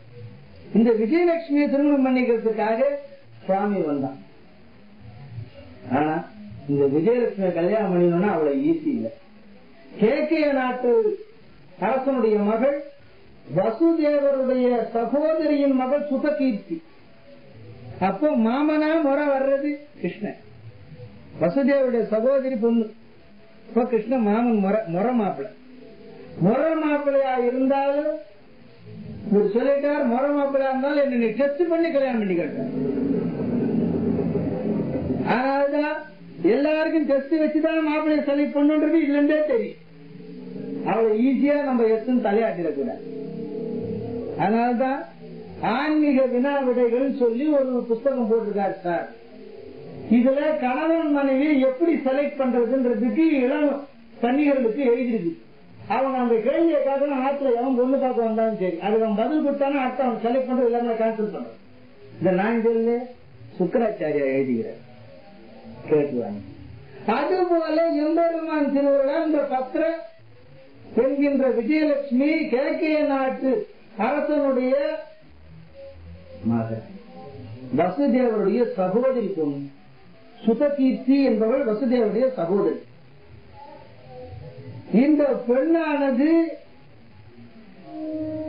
கண்ணனுக்கு ஒரு சிறு சோதனை வைக்கும் சுயம்பரத்திலேயே. அது என்னன்னு கேட்டாருன்னா, சுவேதன் என்ற ஒரு அரசன் இருந்தான். அவன் விதர்ப்ப நாட்டு அரசன். அந்த சுவேதன் என்ற அரசன்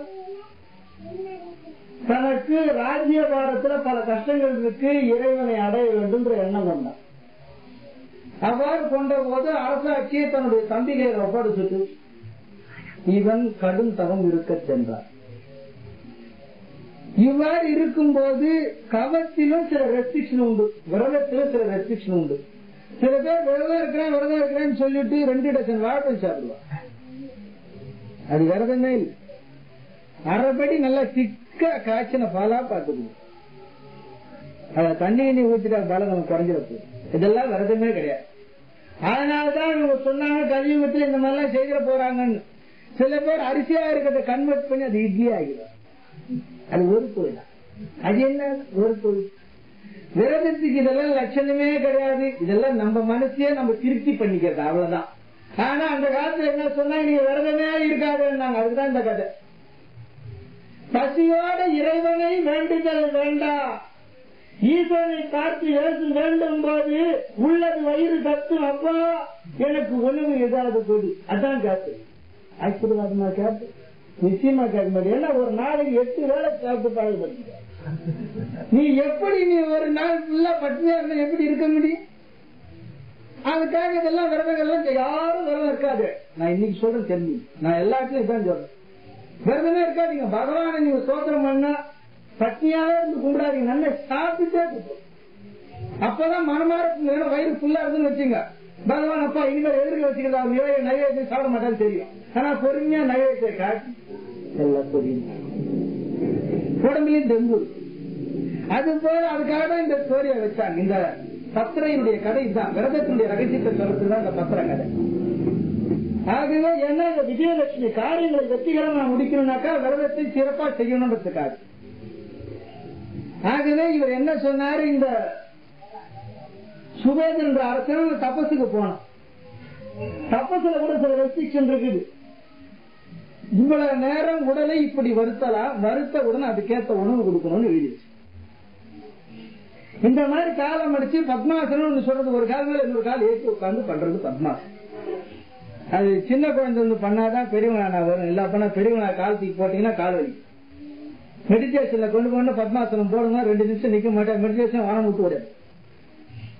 ஆனா அதுக்குதான் பேர் சுகாசனம் சொல்லி. நீங்க உட்கார்ந்து இருக்கிறதுல சுகாசனம், உங்களுக்கு வசதியா உட்கார்ந்து இந்த மாதிரியே உட்கார்ந்து இந்த மாதிரியே ஒரு 2 மணி நேரம் உட்கார்ந்து வச்சுக்க, அது ஒரு தபஸ். என்ன பர்பஸ் உட்கார்ந்து இருங்க, அதை வேற கதை. ஆனா 20 மணி நேரம் நீங்க ஒண்ணுமே சொல்ல வேணாம், சும்மா உட்கார்ந்து முருகா கிருஷ்ணா கோவிந்தா ஏதாவது ஒரு நாமத்தை 2 மணி நேரம் உட்கார்ந்தா ஒரு தபஸ். இந்த தபஸ் முடிஞ்ச உடனே நீங்க என்ன பண்ணணும், கைய கால தென்மேற்கு திக்கா ஒரு திக்கு சொல்லிருக்க, அந்த திக்கா காலை வெட்டி சத்து நேரம் உட்கார்ந்துட்டு அந்த காலை குடிச்சு. அப்பதான் இந்த தபஸ் செய்ததனுடைய சக்தியானது சமன்படுத்தப்படுமா உடம்புல. இதுதான் தபஸினுடைய முறைகள். அந்த மாதிரி அந்த காலத்து ரிஷிகள்லாம் இப்படிதான் ஆரம்பிச்சாங்க. அதுக்கப்புறம் இந்த மாதிரி 6 மணி நேரம் உட்கார்ந்து, இது ஒவ்வொருத்துக்கும் ஒரு பலன் உண்டு. இந்த மாதிரி இன்க்ரீஸ் பண்ணிக்கிட்டே போனீங்கன்னா உங்க எண்ணமானது குவிந்து அதுக்கேற்ற மாதிரி டயத்தையும் எடுத்துவிடும். 6 மணி நேரம் உட்காந்து அப்பயாவது இப்படியே உட்காந்து இந்த இறைநாமத்தை சொன்னீங்கன்னா உட்காந்து நிச்சயமா பால் சாதம் சாப்பிடணும்.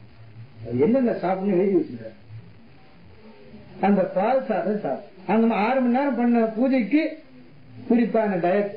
இந்த மாதிரி தபஸ்ல வச்சு பல விதங்கள் செய்து வச்சிருந்தாங்க. சரி, நின்னுண்டே பூஜை பண்ண போறேன்னு வச்சுக்கிடுங்க. ஒரு வட்டம் போட்டு விடணும். அந்த வட்டம் நல்ல வசதியான வட்டமா போட்டுங்க, சின்னதா போட்டுக்க. சில நேரத்துல கல்யாணத்துல பாத பூஜை செய்யறது, அப்பா ஒரு கால வைப்பா, அம்மா 2 கால வைப்பா, 3 காலம் தான் பாத போட்டு, இன்னொரு காலம் எங்க தேடி வைப்போம். ஏன்னா தாம்பாளம் அவனுக்கு சின்னது, அந்த பெரிய தாம்பாளமா வைக்கின்றது. இந்த காலத்துல வச்சிருந்தா பெரிய தாம்பாளம், இந்த காலத்துல தாம்பாளம் சின்ன தாம்பாளம். இதுலயே வச்சு பாத பூஜை பண்ண எங்க பண்ணுவான்? 3 கால் பூஜை முனித்ததி செய்வாள். அதான் பாத பூஜை 4 செய்வது தப்பங்குது. 3 கால் பூஜை செய்யப்படாது. அந்த 3 கால் பூஜை செய்தாக்கா அதுக்கு பல துன்பங்கள் வரும் சொல்லி எழுதுகிறாங்க. அது திருமண மதியம் பேசினா அதுல போகும். அதுபோல் எம்பெருமான் திருவருளா ஒரு குறிப்பிட்ட வட்டம் போட்டு அதை நின்று இருக்கீங்க. எது எதுக்காகவும் விடாமல் பார்த்துட்டே இருக்கிறால அந்த மாதிரி நினைச்சு நின்னுங்க. அந்த இடத்தை விட்டு அசையாமல் 1 மணி நேரமோ 2 மணி நேரமோ ஏதோ இறைநாமத்தை சொல்லுங்க. அந்த இறைநாமத்தை சொல்லி அந்த தபஸை முடித்தா அதற்கு 2 மலை வாழைப்பழம் சாப்பிடணும். இந்த மாதிரி என்னென்ன டயட் எப்படி கொடுக்கணும் எழுதி வச்சு தபஸ்ல செய்ய வேண்டிய முறைகள். இந்த மாதிரி தபசுகளை செய்வது போல அந்த காலத்து ரிஷிங்க செய்தாங்க. காட்டுல உட்கார்ந்து அதுக்கேற்ற கனிகளையும் பழங்களையும் வச்சு விட்டு சாப்பிட்டாங்க. அதைதான் தபசு என்பார்கள். சில பேர் சொல்வா தண்ணி இல்லாம எதுவும் இல்லாம இலை இல்லாம சாப்பிட்டான்னு வச்சுக்கோ. அதுல என்னன்னு கேட்டீங்கன்னா சமாதிகள் சொல்றது. இதுதான் ஒரு தெய்வீகத்துல பல ரகசியங்கள். இதுல பாவ சமாதி, யோக சமாதி, தீர்க்க சமாதி, நிர்விகல்ப சமாதின்னு இருக்கு. சமாதி பாவ சமாதி வந்தாக்கா நிச்சயமா நீங்க எதுவும் ஏற்றுவிட வேண்டிய அவசியம் கிடையாது. ஏன்னா உங்களுக்கு நினைவு இந்த உலகத்துல இருக்க. தீர்க்க சமாதி வந்துட்டுன்னா நீங்க குறைஞ்சது ஒரு 6 மணி நேரம் இந்த உடலை கிள்னா கூட தெரியாது. நிர்விகல்ப சமாதி வந்துன்னா உங்களை பாம்பு கடிச்சா கூட உங்களுக்கு தெரியாது. அந்த நிர்விகல்ப சமாதியில தான் ரமண மகாபிரபு திருவண்ணாமலையில பாதாள லிங்கத்துல ரொம்ப நாளா இருந்தார். அவரை பூச்சி பாம்பு எல்லாம் கடிச்சு தொடர்ந்து கூட எல்லாமே உடம்பெல்லாம் புண்ணு புண்ணு ஆயிடுச்சு. ரணகரமா இருந்தது. சேஷாத்ரி சுவாமி கீழே சின்னசாமி இருக்குன்னு காட்டினதான் திறந்து பார்த்தாங்க. அது வரைக்கும் யாருக்குமே தெரியாது அங்க பாதாள லிங்கம் இருக்குது. அந்த மாதிரி நிர்விகல்ப சமாதியில உங்களுக்கு ஊன் உறக்குமோ உணவோ தேவை கிடையாது. ஏன்னு கேட்டீங்கன்னா இந்த உடம்பில் இருக்கின்ற சக்தியானது அப்படியே தெய்வ சக்தியா மாற்றப்படும். தெய்வ சக்தியா மாற்றும் போது லௌகீகமா இருக்கின்ற சாலிட் பொருள்களுக்கு பவர் கிடையாது. அந்த மாதிரி நிலைமை வந்தா அப்படி இருக்கலாம். ஆனா நமக்கெல்லாம் நிர்விகல்ப சமாதின்றது 100 கோடி பெருவேத்தா ஒரு முறை வருமா? அப்ப நினைச்சு பாருங்க. பாவ சமாதி ஓடணும்னா 60 வருஷம் தபஸ் இருக்கணும். நான் சொல்ற மாதிரி 2 ஹவர் 1 ஹவர் 2 ஹவர் 1 ஹவர். ஆனால் நமக்கு எந்த சமாதியும் வேணா, கட்சியில ஒரே சமாதி கட்டுவாங்க. ஆனால் சந்தோஷமா நம்ம இருக்கிற வரைக்கும் நல்லா சாப்பிடுவோம். அது நல்லா தெரியும். அதுபோல எம்பெருமான் திருவருள இந்த அரசன் சுவேதன் தன் உடலுக்கு தேவையான அளவு இந்த சாதாரண சமாதிகள் எல்லாம் கொள்வதற்கு முன்னால் அவன் செய்கின்ற தபசுக்கு உணவு ஏற்றுக்காமே இருந்தான். இந்த உணவு ஏற்காம இருந்ததுனால இந்த பசி எடுத்து எடுத்து எடுத்து எடுத்து அடங்கி. இந்த மாதிரி பண்ணி சாப்பிடக்கூடாது. அதுதான் ஒரு நல்ல குரு ஒண்ணுன்னு சொல்றது. எப்பவுமே குரு இருந்தாதான் இதை இப்படி செய்யும் சொல்லுவாங்க. இப்ப எப்படி விரதம் உங்களுக்கு ஏற்ற மாதிரி அட்ஜஸ்ட் பண்ணிக்கலாம்னு சொன்னாலும் அந்த மாதிரி ஆளுங்க நிறைய பேர் தேவை கலியுகத்துல. ஏன்னா நிச்சயமா கிளீன் அவரே சொல்லிட்டா நல்லா சாப்பிடுங்க. அதனால விரதம் வேண்டாம். ஏகாதசி விரதத்துல ஜலம் கூட சாப்பிடக்கூடாதுன்னு இல்ல நம்ம புராணம் படிச்சிருக்கிறோம். அதெல்லாம் சேர்றது கஷ்டம். ஏன்னா இன்னைக்கு நமக்கு இருக்கிற கான்ஸ்டிடியூஷன் அந்த மாதிரி. நம்ம உடம்பு வாகாது, வேற ஒண்ணு இல்லை. நம்ம உடம்பு அதுக்கேற்ற பலம் இல்லாத நேரத்துல நீ விரதம் என்ன ஆகும்? காலையில ஒரு காபி குடியில இப்படி தடவையும் நடக்கிறான். என்னையா இன்னைக்கு காலைல பால் சப்ளை இல்ல, ஆவின் பேப்பர்ல போடுறோம் சர்ப்ளஸா நிறைய இருக்குதுன்னு சொல்றோம். ஆனா பால் பாக்கெட் போய் கேட்டா இல்லன்றான். பேப்பர்ல மாத்திரம் அட்வர்டைஸ்மெண்ட் பெருசா போடுறான் அப்படின்னு சொல்றான். எனக்கு தெரியாது. அது போல ஒரு காபி குடுவா போனா கால் நடமாட்டமே மாறி போகுது. இந்த மாதிரி காலத்துல இந்த மாதிரி உடம்ப நம்ம வச்சுட்டு இருக்கோம். சாப்பிடாம இருக்க முடியுமா யோசிச்சு பாருங்க. நல்லா சாப்பிடுங்க, வேண்டாம்னு சொல்லுங்க. ஆரோக்கிய உணவு சாப்பிடுங்க. அது போல இந்த சுவேதம் தான் எப்படி எல்லாம் இருக்குன்ற தபசு முறைகளை மாற்றி. காரணம் குருவுடைய பக்தி இல்ல, குருவுடைய அனுகிரகம் இல்லை. எனக்கு தெரிஞ்சு ஒருத்தர் சக்தி விரதம் இருந்தார். ஒரு நல்ல பையன் திருத்திக்கு விரதம் இருப்பா, சக்திக்கு விரதம் இருப்பா, எல்லாத்தையும் சாப்பிடாம இருந்தார். அதுக்கப்புறம் உடம்பு சேதம் படுத்துட்டார். இப்ப அந்த விரதத்தையே விட்டுட்டா நல்லா சாப்பிடாம. அப்படின்னு கேட்டார், விரதம் தான் எவ்வளவு வேதனை ஆகி போச்சு. அதெல்லாம் வேதனை இல்லை, நீ உனக்கு தெரியாது செய்ய எப்படி செய்யணும்னு பக்குவப்பட்டவங்கிட்ட கேட்டு செய்யணும். அதுபோல் உனக்கு உணவு வேண்டாம் என்ற எண்ணம் என்று உனக்கு பூரணமாய் வருகிறதோ அல்லது என்று உன் மனசே அந்த மாதிரி செய்தோ உனக்கு பசி எடுக்காத போது சாப்பிடாது. பசி எடுத்தா சாப்பிடு, பசி எடுக்காத போது மேலும் மேலும் போட்டு இருக்காரு. அதனால பசி எடுக்காத போது சாப்பிட வேண்டிய அவசியம். ஏன்னா அந்த அசிடிட்டி ஃபார்ம் பண்ண விடக்கூடாது. அதுபோல இந்த சுவேதம் தான் செய்கின்ற 1000 ஆண்டுகள் தபசு. 1000 ஆண்டுகளும் இந்த உணவை சரிவர ஏற்றுக்கொள்ளாமல் பசியிலேயே சாவடிச்சு கடைசியில சிக்கி அடைந்தார். அப்போ பிரம்மலோகத்துக்கு போனாரு இந்த சுவேதம். பிரம்மா என்ன பண்ண, சுவாமி நீ பண்ண தபசுக்கு சொர்க்கலோகம், ஆனா பசி பசி என்று இறைவனர்களால் கொடுக்கப்பட்ட ஒரு அருள் கதிரை நீ அதுக்கு ரெஸ்பான்ஸே கொடுக்கல, அதுக்கு மதிப்பே கொடுக்கல. மதிப்பு கொடுக்காததால் உன்னுடைய பிரேதத்தை நீ உண்டாயாக என்றார். ஆனால்தான் பசிய போட்டு பூஜை பண்ணி நாளைக்கு நம்ம பிரேதத்தையே நம்ம சாப்பிடுறோம். அதுக்குதான் இந்த ஸ்டோரி. நன்னா சாப்பிடுங்க, பகவானையும் நன்னா வேண்டுங்க, அது முக்கியம். அந்த மாதிரி பிரம்ம சாபத்தால என்ன பண்ணா, டெய்லி அவங்க இருந்த இடத்துல ஒரு அற்புதமான தடாகம் ஏற்படுத்தினா, தேவசக்தி இருக்கிறதுனால இவனுடைய உடலை மிதக்க வைத்தான். அதை சுத்தி நிறைய புஷ்பங்கள் கொடிகடிலாம் வச்சிருக்கான். ஏன்னா பட்சிகளை மற்ற எதுவும் வந்து சாப்பிடக்கூடாது. அதுக்கு சில காவல்களையும் போட்டு வச்சா தேவ காவல். தினம் அற்புதமான கடிகாரக்கார மாதிரி சேரட் மாதிரி இறங்குவார், கோல்டன் சேரட். தன்னுடைய உடலையை புசித்து விட்டு மீண்டும் திரும்பி போவான் அந்த அரசன் சுவேதன். இந்த சுவேதன் இந்த மாதிரி இருக்கும்போது பிரம்மா வேண்டாம், வேதனையான சம்பவம். நான் விரதம் இருக்கிறேன்னு சொல்லிட்டு விரதமும் இருந்தது கிடையாது. இது ஓவரா இருந்ததுனால வந்த வேதனை. அதனால நான் என்ன பண்றது சுவாமின்னு அப்ப சொன்ன, அகத்தியர் வருவார் அருள் பெற்ற உன்னிலை மாறும். அப்ப அகத்திய மகாபிரபு வரணும். அதுபோல எம்பெருமான் திருவருளார் இன்னைக்கு என்னென்னமோ நல்ல காரியங்கள் செய்ய போறேன்னு சொன்னாங்க. அதனால அடியை சுருட்டு முடிச்சார், இல்ல சுருத்த ரோசன் மாதிரி போகுது. அதுபோல எம்பெருமான் திருவருளால் இந்த சுவேதன் தினமும் வந்து வந்து வந்து போயிட்டு இருக்கார். வந்து போகும்போது ஒரு நாள் அந்த வழிய அகத்திய மகாபிரபு வர, அவர் வந்து என்ன பண்ணாரு, சுவாமிக்கு பூஜை பண்ணணும். தன்னோட சிவலிங்கம் எப்பவுமே சிவலிங்கம் கட்டியிருப்பாரு, அந்த சிவலிங்கத்துக்கு பூஜை பண்ணணும்னு சொல்லிட்டு புஷ்பந்தாளான்னு சொல்லி ஒரு காமான தடாகத்தை பார்த்து வருகிறார். இந்த தடாகத்தை பார்த்து இங்க வரும்போது புஷ்பங்கள்லாம் நிறைய அற்புதமா இருக்குது. இவர் தேவ காவல்கள் இவரை தடுக்கவில்லை. ஏன்னா பெரிய மகான் தடுத்தா பேஜாரா போகுதுன்னு தெரியாம, யார் வரான்னு தெரியும் தெரியாம கனகாதிகளை தடுத்தானுங்க, விஜயனுங்க கிளியும் தூஞ்சாங்க.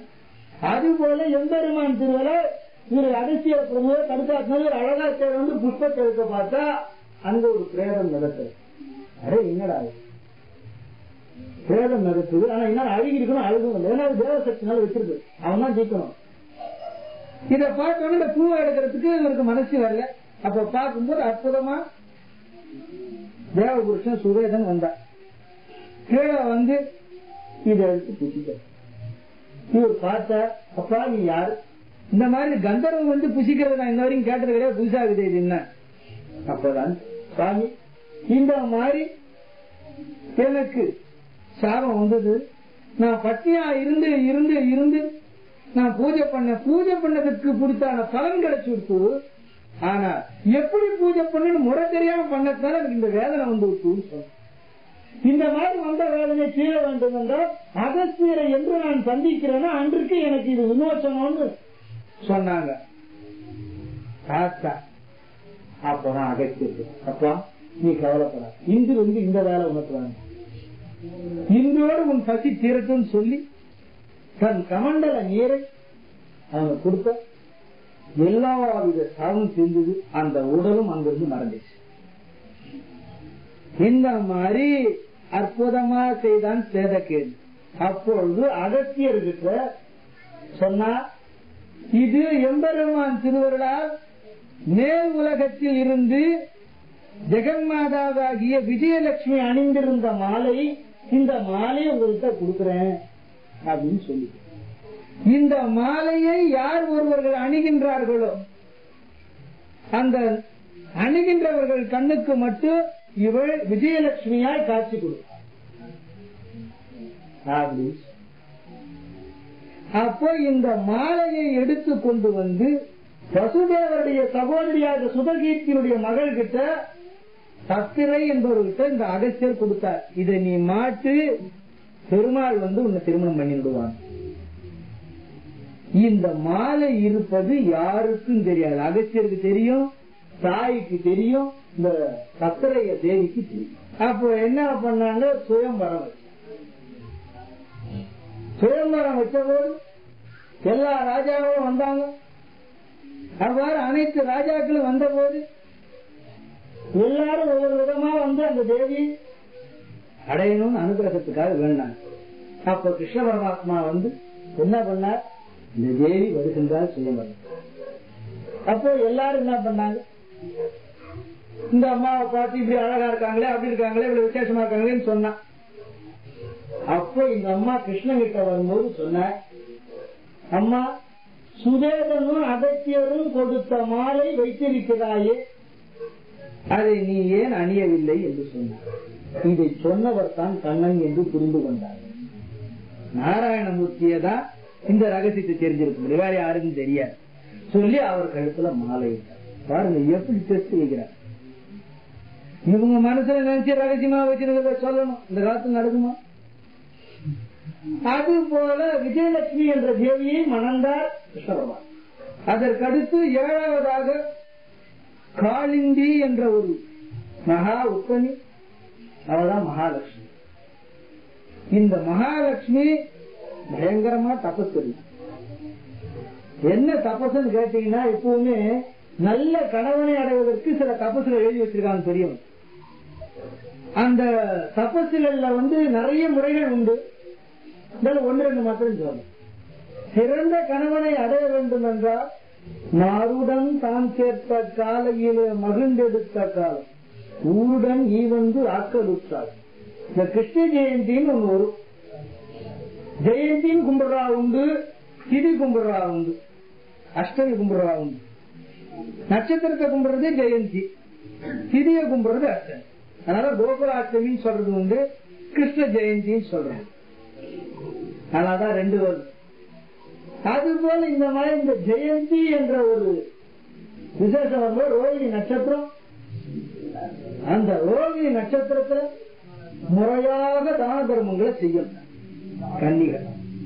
அவர்கள் கையாலே செய்யும். அததான் இந்த ஜெயம் தரும் ஜெயத்தில் எழுதியிருக்காங்க என்ன செய்யணும். அந்த ரோகிணி நட்சத்திரத்துல விடாம செய்து வந்தாங்கன்னா நல்ல கணவராய் கடவுள் அளிப்பான்னு சொல்றாங்க.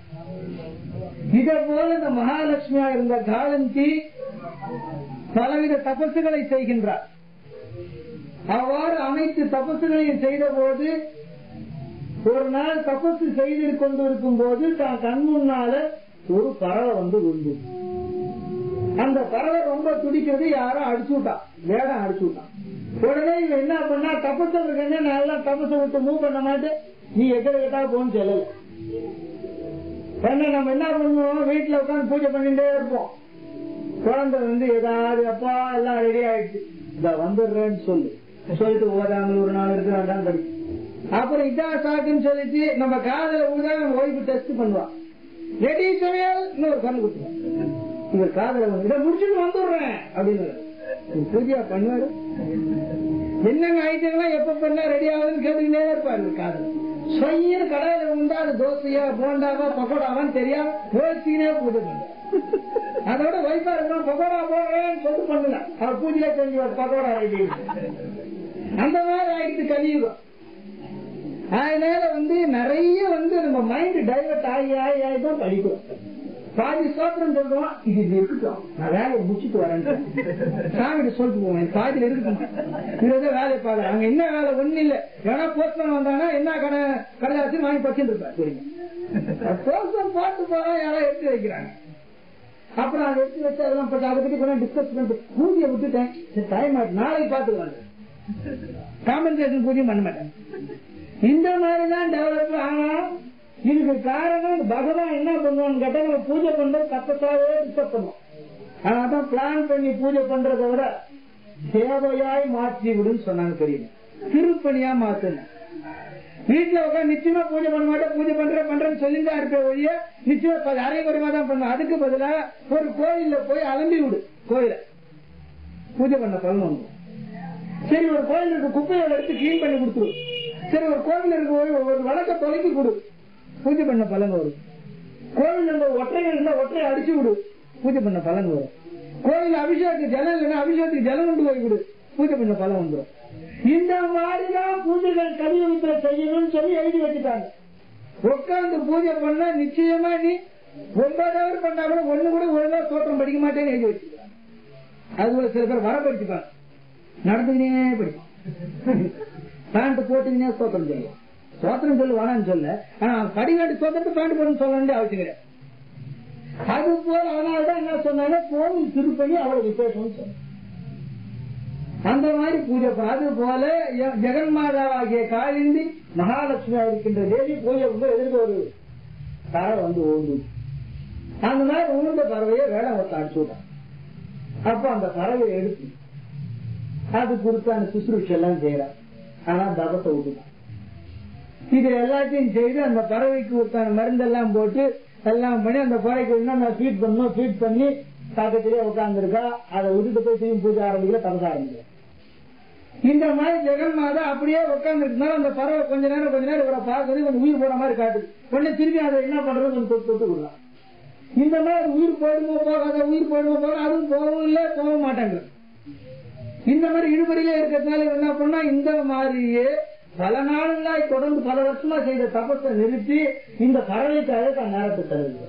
அவ்வாறு செலவழிச்சதுனால கடைசியில் அந்த பறவை அது எழுந்து கடவுளால அதுக்கு நல்ல உடம்பு பலம் வந்து வந்த உடனே என்ன பண்ணுச்சு, போமின்ட்டு போயிடுச்சு. நீ யோசிச்சா என்னடா இந்த பறவை நம்மளோட இருக்கும் நினைச்சு பறந்து போயிடுச்சு. அந்த மாதிரிதான் நம்முடைய குழந்தைகள் எல்லாம் நம்ம எவ்வளவு தூரம் ஊட்டி ஊட்டி வளர்த்து காத்து காத்து வளர்த்து பார்த்து பார்த்து வளர்க்கிறோமோ சமத்தா வளரு. தோளுக்கு மிஞ்சினவன்னு அப்பா என்ன தோழன் ஞாபகம் வச்சுக்கணும். சரி இல்லடா நீ தோழன்னு சொல்லி அதுக்கப்புறம் என்ன பண்ணு, தேவையில்லாதெல்லாம் இறங்காது, இந்த பர்சனல் மேட்டர் இறங்காதுன்னு இவருக்கு பர்சனல் மேட்டர் வந்துச்சு அதுக்குள்ள. அப்ப நினைவுதான் ராஜநாயகர் அந்த பத்த தவ பண்ணுது அடி சக்கு புரியா. தொண்டை காட்டு நேரத்துல தொண்டை அமைக்கின்ற என்ன பர்சனல் மேட்டர்ன்னு சொல்லுவியா நீ? உங்க குடும்ப விட்டு வளர்த்ததுனால நீ இந்த வேலை செய்ய நீ. அதனால எந்த காரணத்தை கொண்டு தகப்பனை பார்த்து அப்பா நீ எங்க பர்சனல் மேட்டர் இன்டர்வியூ பண்ணா நீ எந்த சிறுவர்களும் சொல்லாது. ஏன்னா அவங்க எவ்வளவு கஷ்டப்பட்டு வளர்த்திருப்பாங்கன்னு யாருக்கும் தெரியாது. அவ்வளவு கஷ்டப்பட்டு வளர்த்தாங்க. அவங்க மாத்திரம் உங்களை வளர்க்காம இருந்தா இன்னைக்கு நீங்க 4 காசு சம்பாதிக்க முடியுமான்னு யோசிச்சுப்பாரு. அதனாலதான் 4 காசு சம்பாதிச்சா அப்பாவுக்கு கொஞ்சம் காசாவது கொடுக்கணும். கொஞ்சம் காசாது எல்லாத்தையும் கொடுக்க சொல்லலப்பா. அதனால தாய் தகப்பனாகிட்ட சில காணிக்கையை கொடுக்கணும்னு சட்டம் எழுதி வச்சிருக்கு. இல்ல அப்படின்னா சாபம் உண்டு, சாபத்துக்கு சொல்ல விரும்புறேன். ஆனா எந்த காரணத்தை கொண்டும் தகப்பனார் பின்ன தகப்பனார் என்னுடைய பர்சனல் விருப்பத்தை ஈடுபடுறாரு உள்ளவாறு வேணான்றாரு நான் எப்படி ஒத்துவிட முடியும்னு சொல்லுவான். அன்பா அப்பா கிட்ட சொல்லி அழகா உன் காரியத்தை சாதிக்க போற, அதான் அழகு. அதனால முறைச்சு விடா. அது போல எம்பெருமான் திருவள்ளால் இந்த காலங்கியுடைய வளர்த்த பட்சி பரம்பு அதை நினைச்சு ரொம்ப ஏங்க ஆரம்பிச்சுட்டா ஜெகன்மாதா. தெய்வங்களே இந்த மாதிரி ஏமாந்துடும். ஆனால் அந்த பட்சியை நினைச்சு என்ன பண்ணா தப்பசில் இருக்கும்போது இந்த பட்சி நினைவோட தப்பு, இந்த பட்சி நினைவோட தப்பசு இருக்கிறதுனால அந்த பட்சிக்கு மகா சித்தி. அதனாலதான் பூஜை பண்ணும்போது யாரு கண் முன்னால தெரிகிறார்களோ அவங்களுக்கு பூஜா பலன் போய்விடும். அதனால நீங்க என்னென்ன நினைச்சு சரி, இப்ப உங்க மனசை தொட்டு பாருங்க தெரியும். கண்ணை முன்னே தேவையான வந்து நிற்பாங்க, அஸ்தாத்திரம் படிப்பீங்க, அவங்களுக்கு பூஜை பண்ணி கூட அவன் ஜாலியா சுத்திட்டு இருப்பான், நல்லா இருப்பான். நான் பூஜை பண்றேன் அவங்க சவிக்கமாக்குறாங்கன்னு நீங்க கேள்வி வைப்பீங்க என்ன வந்து. அதனாலதான் நினைவில் யார் வருகிறார்களோ அவருக்காக புண்ணியம் போகும். அதனாலதான் ரொம்ப கேர்ஃபுல்லா இருக்கும். அதனாலதான் சங்கல்பம்னு வச்சான். என்னத்துக்கு சங்கல்பம் வச்சா இதுக்குதான். ஏன்னா திங்க் பண்ற வேற யாரையாவது திங்க் பண்ணினே பூஜை பண்ணுவான் அவங்களுக்கு. அது போல எம்பெருமான் திருவிழா இந்த காலந்தி தான் வந்து உட்காந்து நினைக்கும் போது கடங்கார மன வரும். இது 2000 ரூபாய் பாக்கி மந்திரம் சொல்லிட்டே இருப்பான். அவன் நான் உடனே கதவன் தட்டுவான். மந்திரம் சொல்லி வர வச்சுக்கிறான், பூஜை பண்ணி வாடான்றான். அப்ப ஏன் வரமாட்டான் யோசிச்சு பாருங்க. அதுக்கடுத்து பூஜை கண்ணை மூடுவான் அழகா. யாருக்கா கொடுக்க வேண்டிய வருமானம் உங்களுக்கு வர வேண்டிய ஞாபகம் வரும். சரி பூஜை பண்ணுவான், அவன் வரமாட்டான். ஏன்னா இவன் போய் கேட்கணும், கேட்கும்போது இப்பதான் கொடுத்த நாளைக்கு கூட போய் வரணும். நாளை என்றால் அர்த்தம் என்னன்னு உங்களுக்கு தெரியும். அது போல எம்பெருமான் திருவள்ளால் பூஜை பண்ணும்போது மனதில் நினைத்த காதலி எண்ணங்களோ காதலன் எண்ணங்கள், தூது கொடுத்த தேவர்கள் எண்ணங்களோ தேவையற்ற எண்ணங்கள், ஓது மந்திரத்தில் மறந்து விடுங்கள், ஈசன் அருளார் தாய் தந்தையை எண்ணி வணங்குங்கள். அதனால்தான் பூஜை பண்ணும்போது அம்மா அப்பாவை நினைச்சிடும். அதுல இருந்து பிதிர்கள், உங்களுடைய மூதாதையர் யாராவது பாட்டிங்க இருக்கலாம், வளர்த்தவங்க இருக்கலாம், உங்களுக்கு அனைத்து போஷாக்கள் கொடுத்தவங்க எல்லாம் இருக்காங்களா, உங்களுடைய நன்மைக்காக பாடுபட்டவங்களா இருக்கலாம், அவங்களுக்காக பூஜை பண்ணுங்க, இறைவன் அதை பார்த்துட்டு.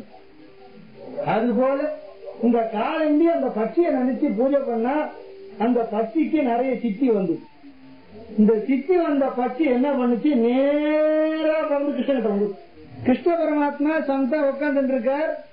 உட்காரும்போது இந்த பட்சி நேரா உள்ள வரும். உள்ள வந்து இந்த பட்சி ஏன் வந்ததுன்னு இவர் யோசிக்கும் போது அது பட்சியே வாயை திறந்து சொல்லும், கிருஷ்ணா மகா உத்தினிவர்த்தி இருக்கா, ரொம்ப நாளா தப்பு செய்து இருக்கா, என் உயிரை காப்பாற்றியவள் அவள், ஆகவே அவளை நீ மணக்க வேண்டும்ன்றது என்னுடைய விருப்பம். கிருஷ்ணன் பார்த்தான், அப்படியே அந்த பட்சிக்காக இந்த காலந்தியை மனம்தான், அவதான் மகாலட்சுமி. அந்த பட்சி யாருன்னா அந்த கதை பெருசா போகும். அடுத்து 8வது தேவி அஷ்டலட்சுமி, லக்ஷணா என்று பெயர். இவ வீரலட்சுமி, இவளையே தைரியலட்சுமின்னு சொல்றது உண்டு. ஆத்துல என்ன பண்ணுவோம் கேட்டீங்கன்னா, விளக்கேற்றுறது என்ன பண்ணுவோம், பின்கதவு திறந்திருக்கும், முன்னால விளக்கேற்றும். முன்னால விளக்கேற்றும் போது பின்கதவு திறந்தா வரலட்சுமி பின் வழியா போயிடுவாளாம். அதான் பின்கதவை சாப்பிடு, அதுக்கப்புறம் முன்னால விளக்கேற்றுன்னு சொன்னான். எத்தனை பேர் சரி யோசிச்சு பாருங்க. சில பேருக்கு அந்த ப்ராப்ளமே இருக்காது, ஏன்னா கொல்லப்புறமே கிடையாது, அதனால கவலைப்படாது. அது போல எம்பெருமான் திருவிழா இந்த லட்சணாட்ட போது சாணக்கியன் சொன்னாரா, தேவி பிரசன்னமாகி பேசும்போது உனக்கு என்ன வேணும்னா, உனக்கு எல்லா வித ராஜதந்திரங்களும் கொடுத்தேன், சந்திரகுப்தம் எல்லா வேலையும் பண்ணி எல்லா அக்கிரமும் பண்ணிட்டேன், உன்னை விட்டு எல்லாம் ஒதுங்குகின்ற நாள் வந்துட்டு என்ன பண்றது. அப்போ அவர் சொன்னாலும் ஒருத்திய மாத்திரம் என்கிட்ட வச்சுட்டு மற்றவெல்லாம் நீ வேணா எடுத்துடுவோம்.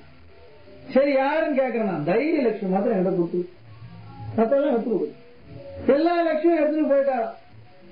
இவருக்கு தைரிய லட்சுமி உள்ள இருந்தாலும் போன லட்சுமிகள்லாம் ஒருத்தர் கூட நிம்மதியா வேலை செய்ய முடியும். தைரிய லட்சுமி இருக்கிற வரைக்கும் எல்லா காரியங்களும் வெற்றி. ஏன்னா தைரியம் இருந்தா விடாம இருந்தவங்க தான். இன்னைக்கு பெரிய பெரிய ஸ்டார் ஹோட்டல கட்டுறாங்கன்னா, பெரிய பெரிய கம்பெனியை வச்சுக்கிறாங்கன்னா ரொம்ப கஷ்டப்பட்டு வந்தவங்க இருக்கும். கஷ்டப்பட்டு தான் தெரியும், அந்த கஷ்டப்பட்டு வந்தவங்களுக்கு தான் தைரிய லட்சுமி இருக்கான்னு அர்த்தம். அவங்க தைரிய லட்சுமி இருக்கிறதுனால, அந்த தைரிய லட்சுமி அனுகிரகத்தால அவங்க எதையும் சாதிக்க முடியும். அதனாலதான் கடவுளை முதல்ல வேண்டும் போது, லட்சுமியை வேண்டும் போது, அம்மா எனக்கு செல்வம் வேணும் வேண்டதுக்கு முன்னால் அம்மா எனக்கு தைரிய லட்சுமி கொடுன்னு வேணும். தைரிய லட்சுமி வந்துட்டானா எல்லா லட்சுமியும் வந்துருவாங்க. அதுபோல் இந்த லட்சணா என்ற தேவியை மந்திர நாட்டு அரசு விருசேனன் என்பவன் சுயம்பரம் ஏற்பாடு செய்த. இந்த மாதிரி சுயம்பரம் ஏற்பாடு செய்த போது அந்த சுயம்பரத்துள் என்னன்னு கேட்டீங்கன்னா, திரௌபதிக்கு எப்படி அவங்க ராஜா துருவராஜா என்ன பண்ணாரு, அற்புதமா சக்கரம் வச்சு மீன் வச்சு அது கீழே இருக்கிற ஒரு தண்ணியில பார்த்து அந்த தண்ணீர்ல இருந்து பார்த்து அதை அடிக்கணும் அந்த மாதிரி. ஆனா அதை விட இது பன்மடங்கு கடினமானது. இந்த இலக்கானது தண்ணீர கூட தெரியாது, தண்ணீர கூட தெரியாத இலக்கை அடிக்க வேண்டும். இதுக்கு அர்ஜுன முதல்ல வந்துருக்கா இந்த சுயம்பரம்.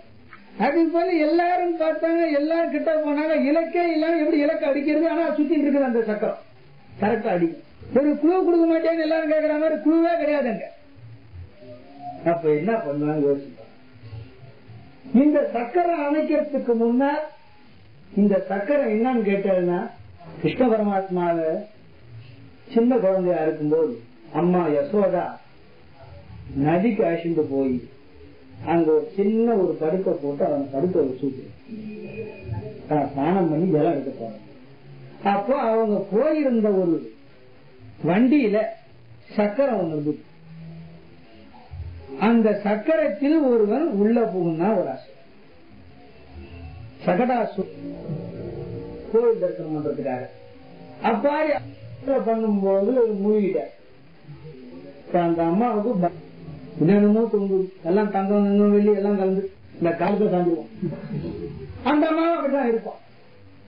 அந்த மாதிரி போன போது என்ன பண்ணாங்க, இந்த அம்மா ரொம்ப பாஷை தெரியாம கஷ்டமாச்சு. அம்மா கோயில வந்து அழுதுட்டு இருக்கா. அவளுக்கு பாஷையும் தெரியாது, அவ என்ன பாஷை. அப்போ அடியனும் என் குருநாதரும் அந்த இடத்துக்கு போறதுக்கு முன்னாடி நாங்க அப்பதான் காஞ்சிபுரத்துல உட்கார்ந்துருக்கோம், ஒரு ஹோட்டல்ல உட்காந்து சாப்பிட்டு இருக்கோம். அப்ப குரு சொன்னாரு, என்னடா இது இந்த இடத்துல உட்காந்து அழுதுட்டு இருக்கா, நம்ம போய் ஏதாவது சேவை செய்வோம், சகாயம் பண்ணுவோம். சரிதான் நடந்து வந்துருக்கோம். ஏகாம்பரேஸ்வரர் கோயிலுக்கு வந்தோம். கொஞ்சம் நெல்லு அப்படின்னாரு. நம்ம எஜமானரை போய் பார்த்துட்டு வர. ஏகாம்பரேஸ்வரர் எஜமானர்னு சொல்லுவாரு எங்க குருநாதர். நம்ம எஜமானரை போய் பார்த்துட்டு வர. சாமி நானும் வரேன். சோம்பேறி நீ எப்பவுமே இதே பண்ணிட்டு இருக்கு. சரி வாங்க. இல்ல வரக்கூடாதுப்பா அப்படின்னாரு. சரி இல்ல சாமி நான் வரேங்க. சரி வா காய்ச்சின்னு போற. அப்போ போகும்போது அந்த மகாகாலேஸ்வரர் தரிசனம் பண்றது பக்கத்து என்ட்ரன்ஸ் பண்ணணும். இந்த லெஃப்ட் சைட்ல இருக்கு பழைய காலேஸ்வரர். பிரமாதமா இருக்கா.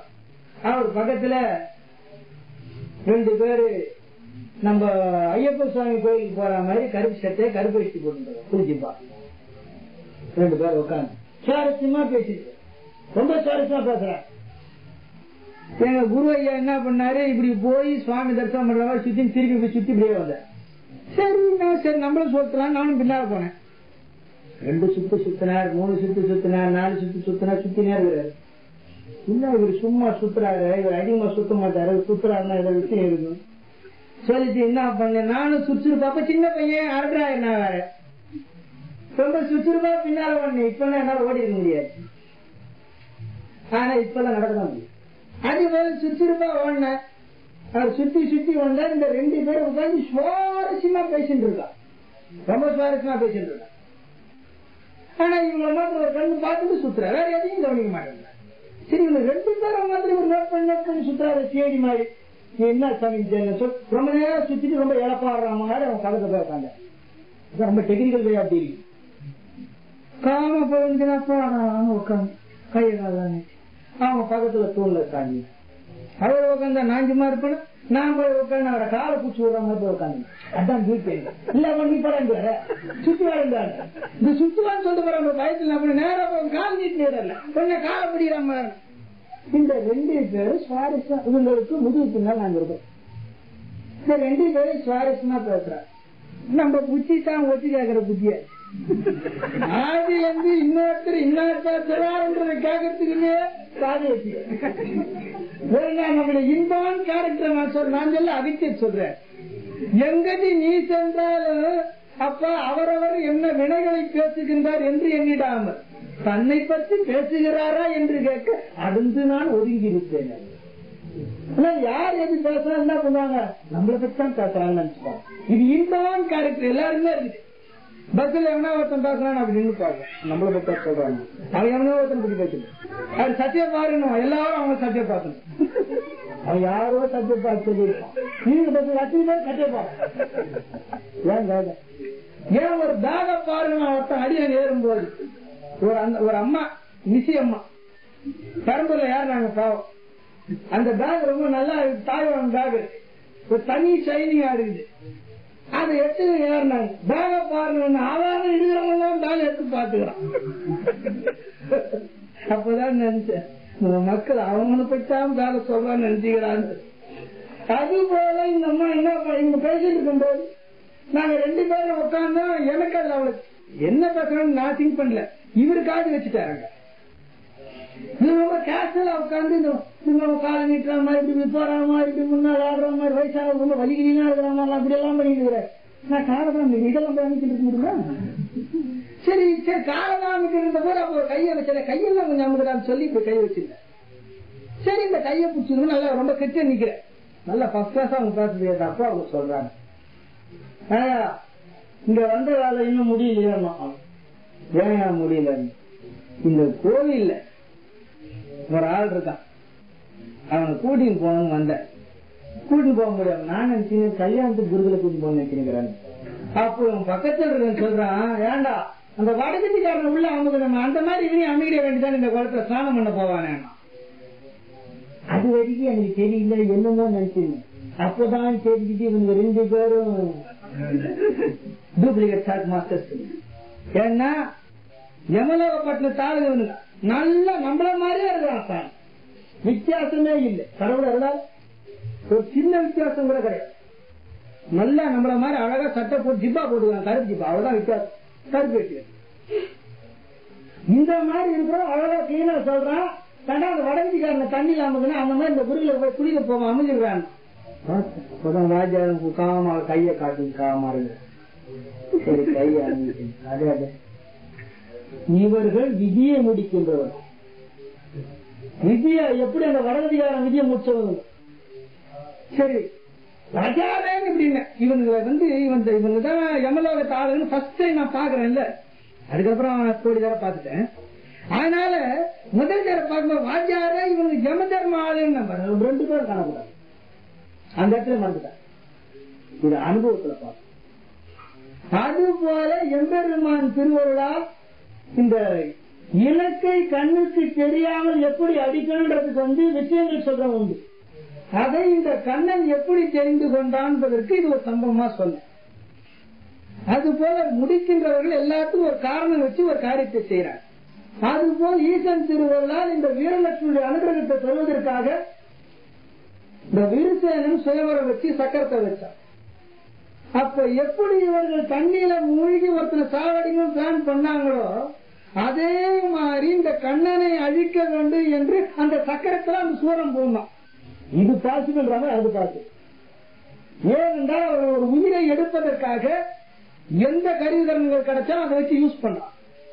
ஏன்னா எனக்கு தெரிஞ்ச ஒரு 30 வருஷம் ஆக்சிடென்டா பண்ணாத ஒரு டிரைவர் இருந்தார், அவ்வளோ ஓட்டுவார் வண்டி, ரொம்ப கெட்டிக்கார். அவருக்கு ரிவார்டு எல்லாம் கொடுத்தாங்க. அவர் நல்லா ஸ்டெடியா ஓட்டுறாரு, தூங்க மாட்டார், கரெக்டா தூங்கி எழுந்துருவார். நைட் டிராவல் ஓட்ட மாட்டார். 7:30 மணி வண்டி ஓட்டுறாரு ஒரு இடத்துல, லாரி ஸ்டெடியா ஓட்டுறாரு, நல்லா கண்ணு கிளீனா தெரியுது. அவர் லைட் அடிக்கிற தூரத்துல இருந்து ஒரு 40-50 அடிக்கு ஒரு 6 நடமாட்டமே கிடையாது. இப்ப ஓவர்டேக் பண்றான் பாருங்க, எதிரில வண்டி வரும்போது ஓவர்டேக் சைக்கிள் தூந்து போவான்.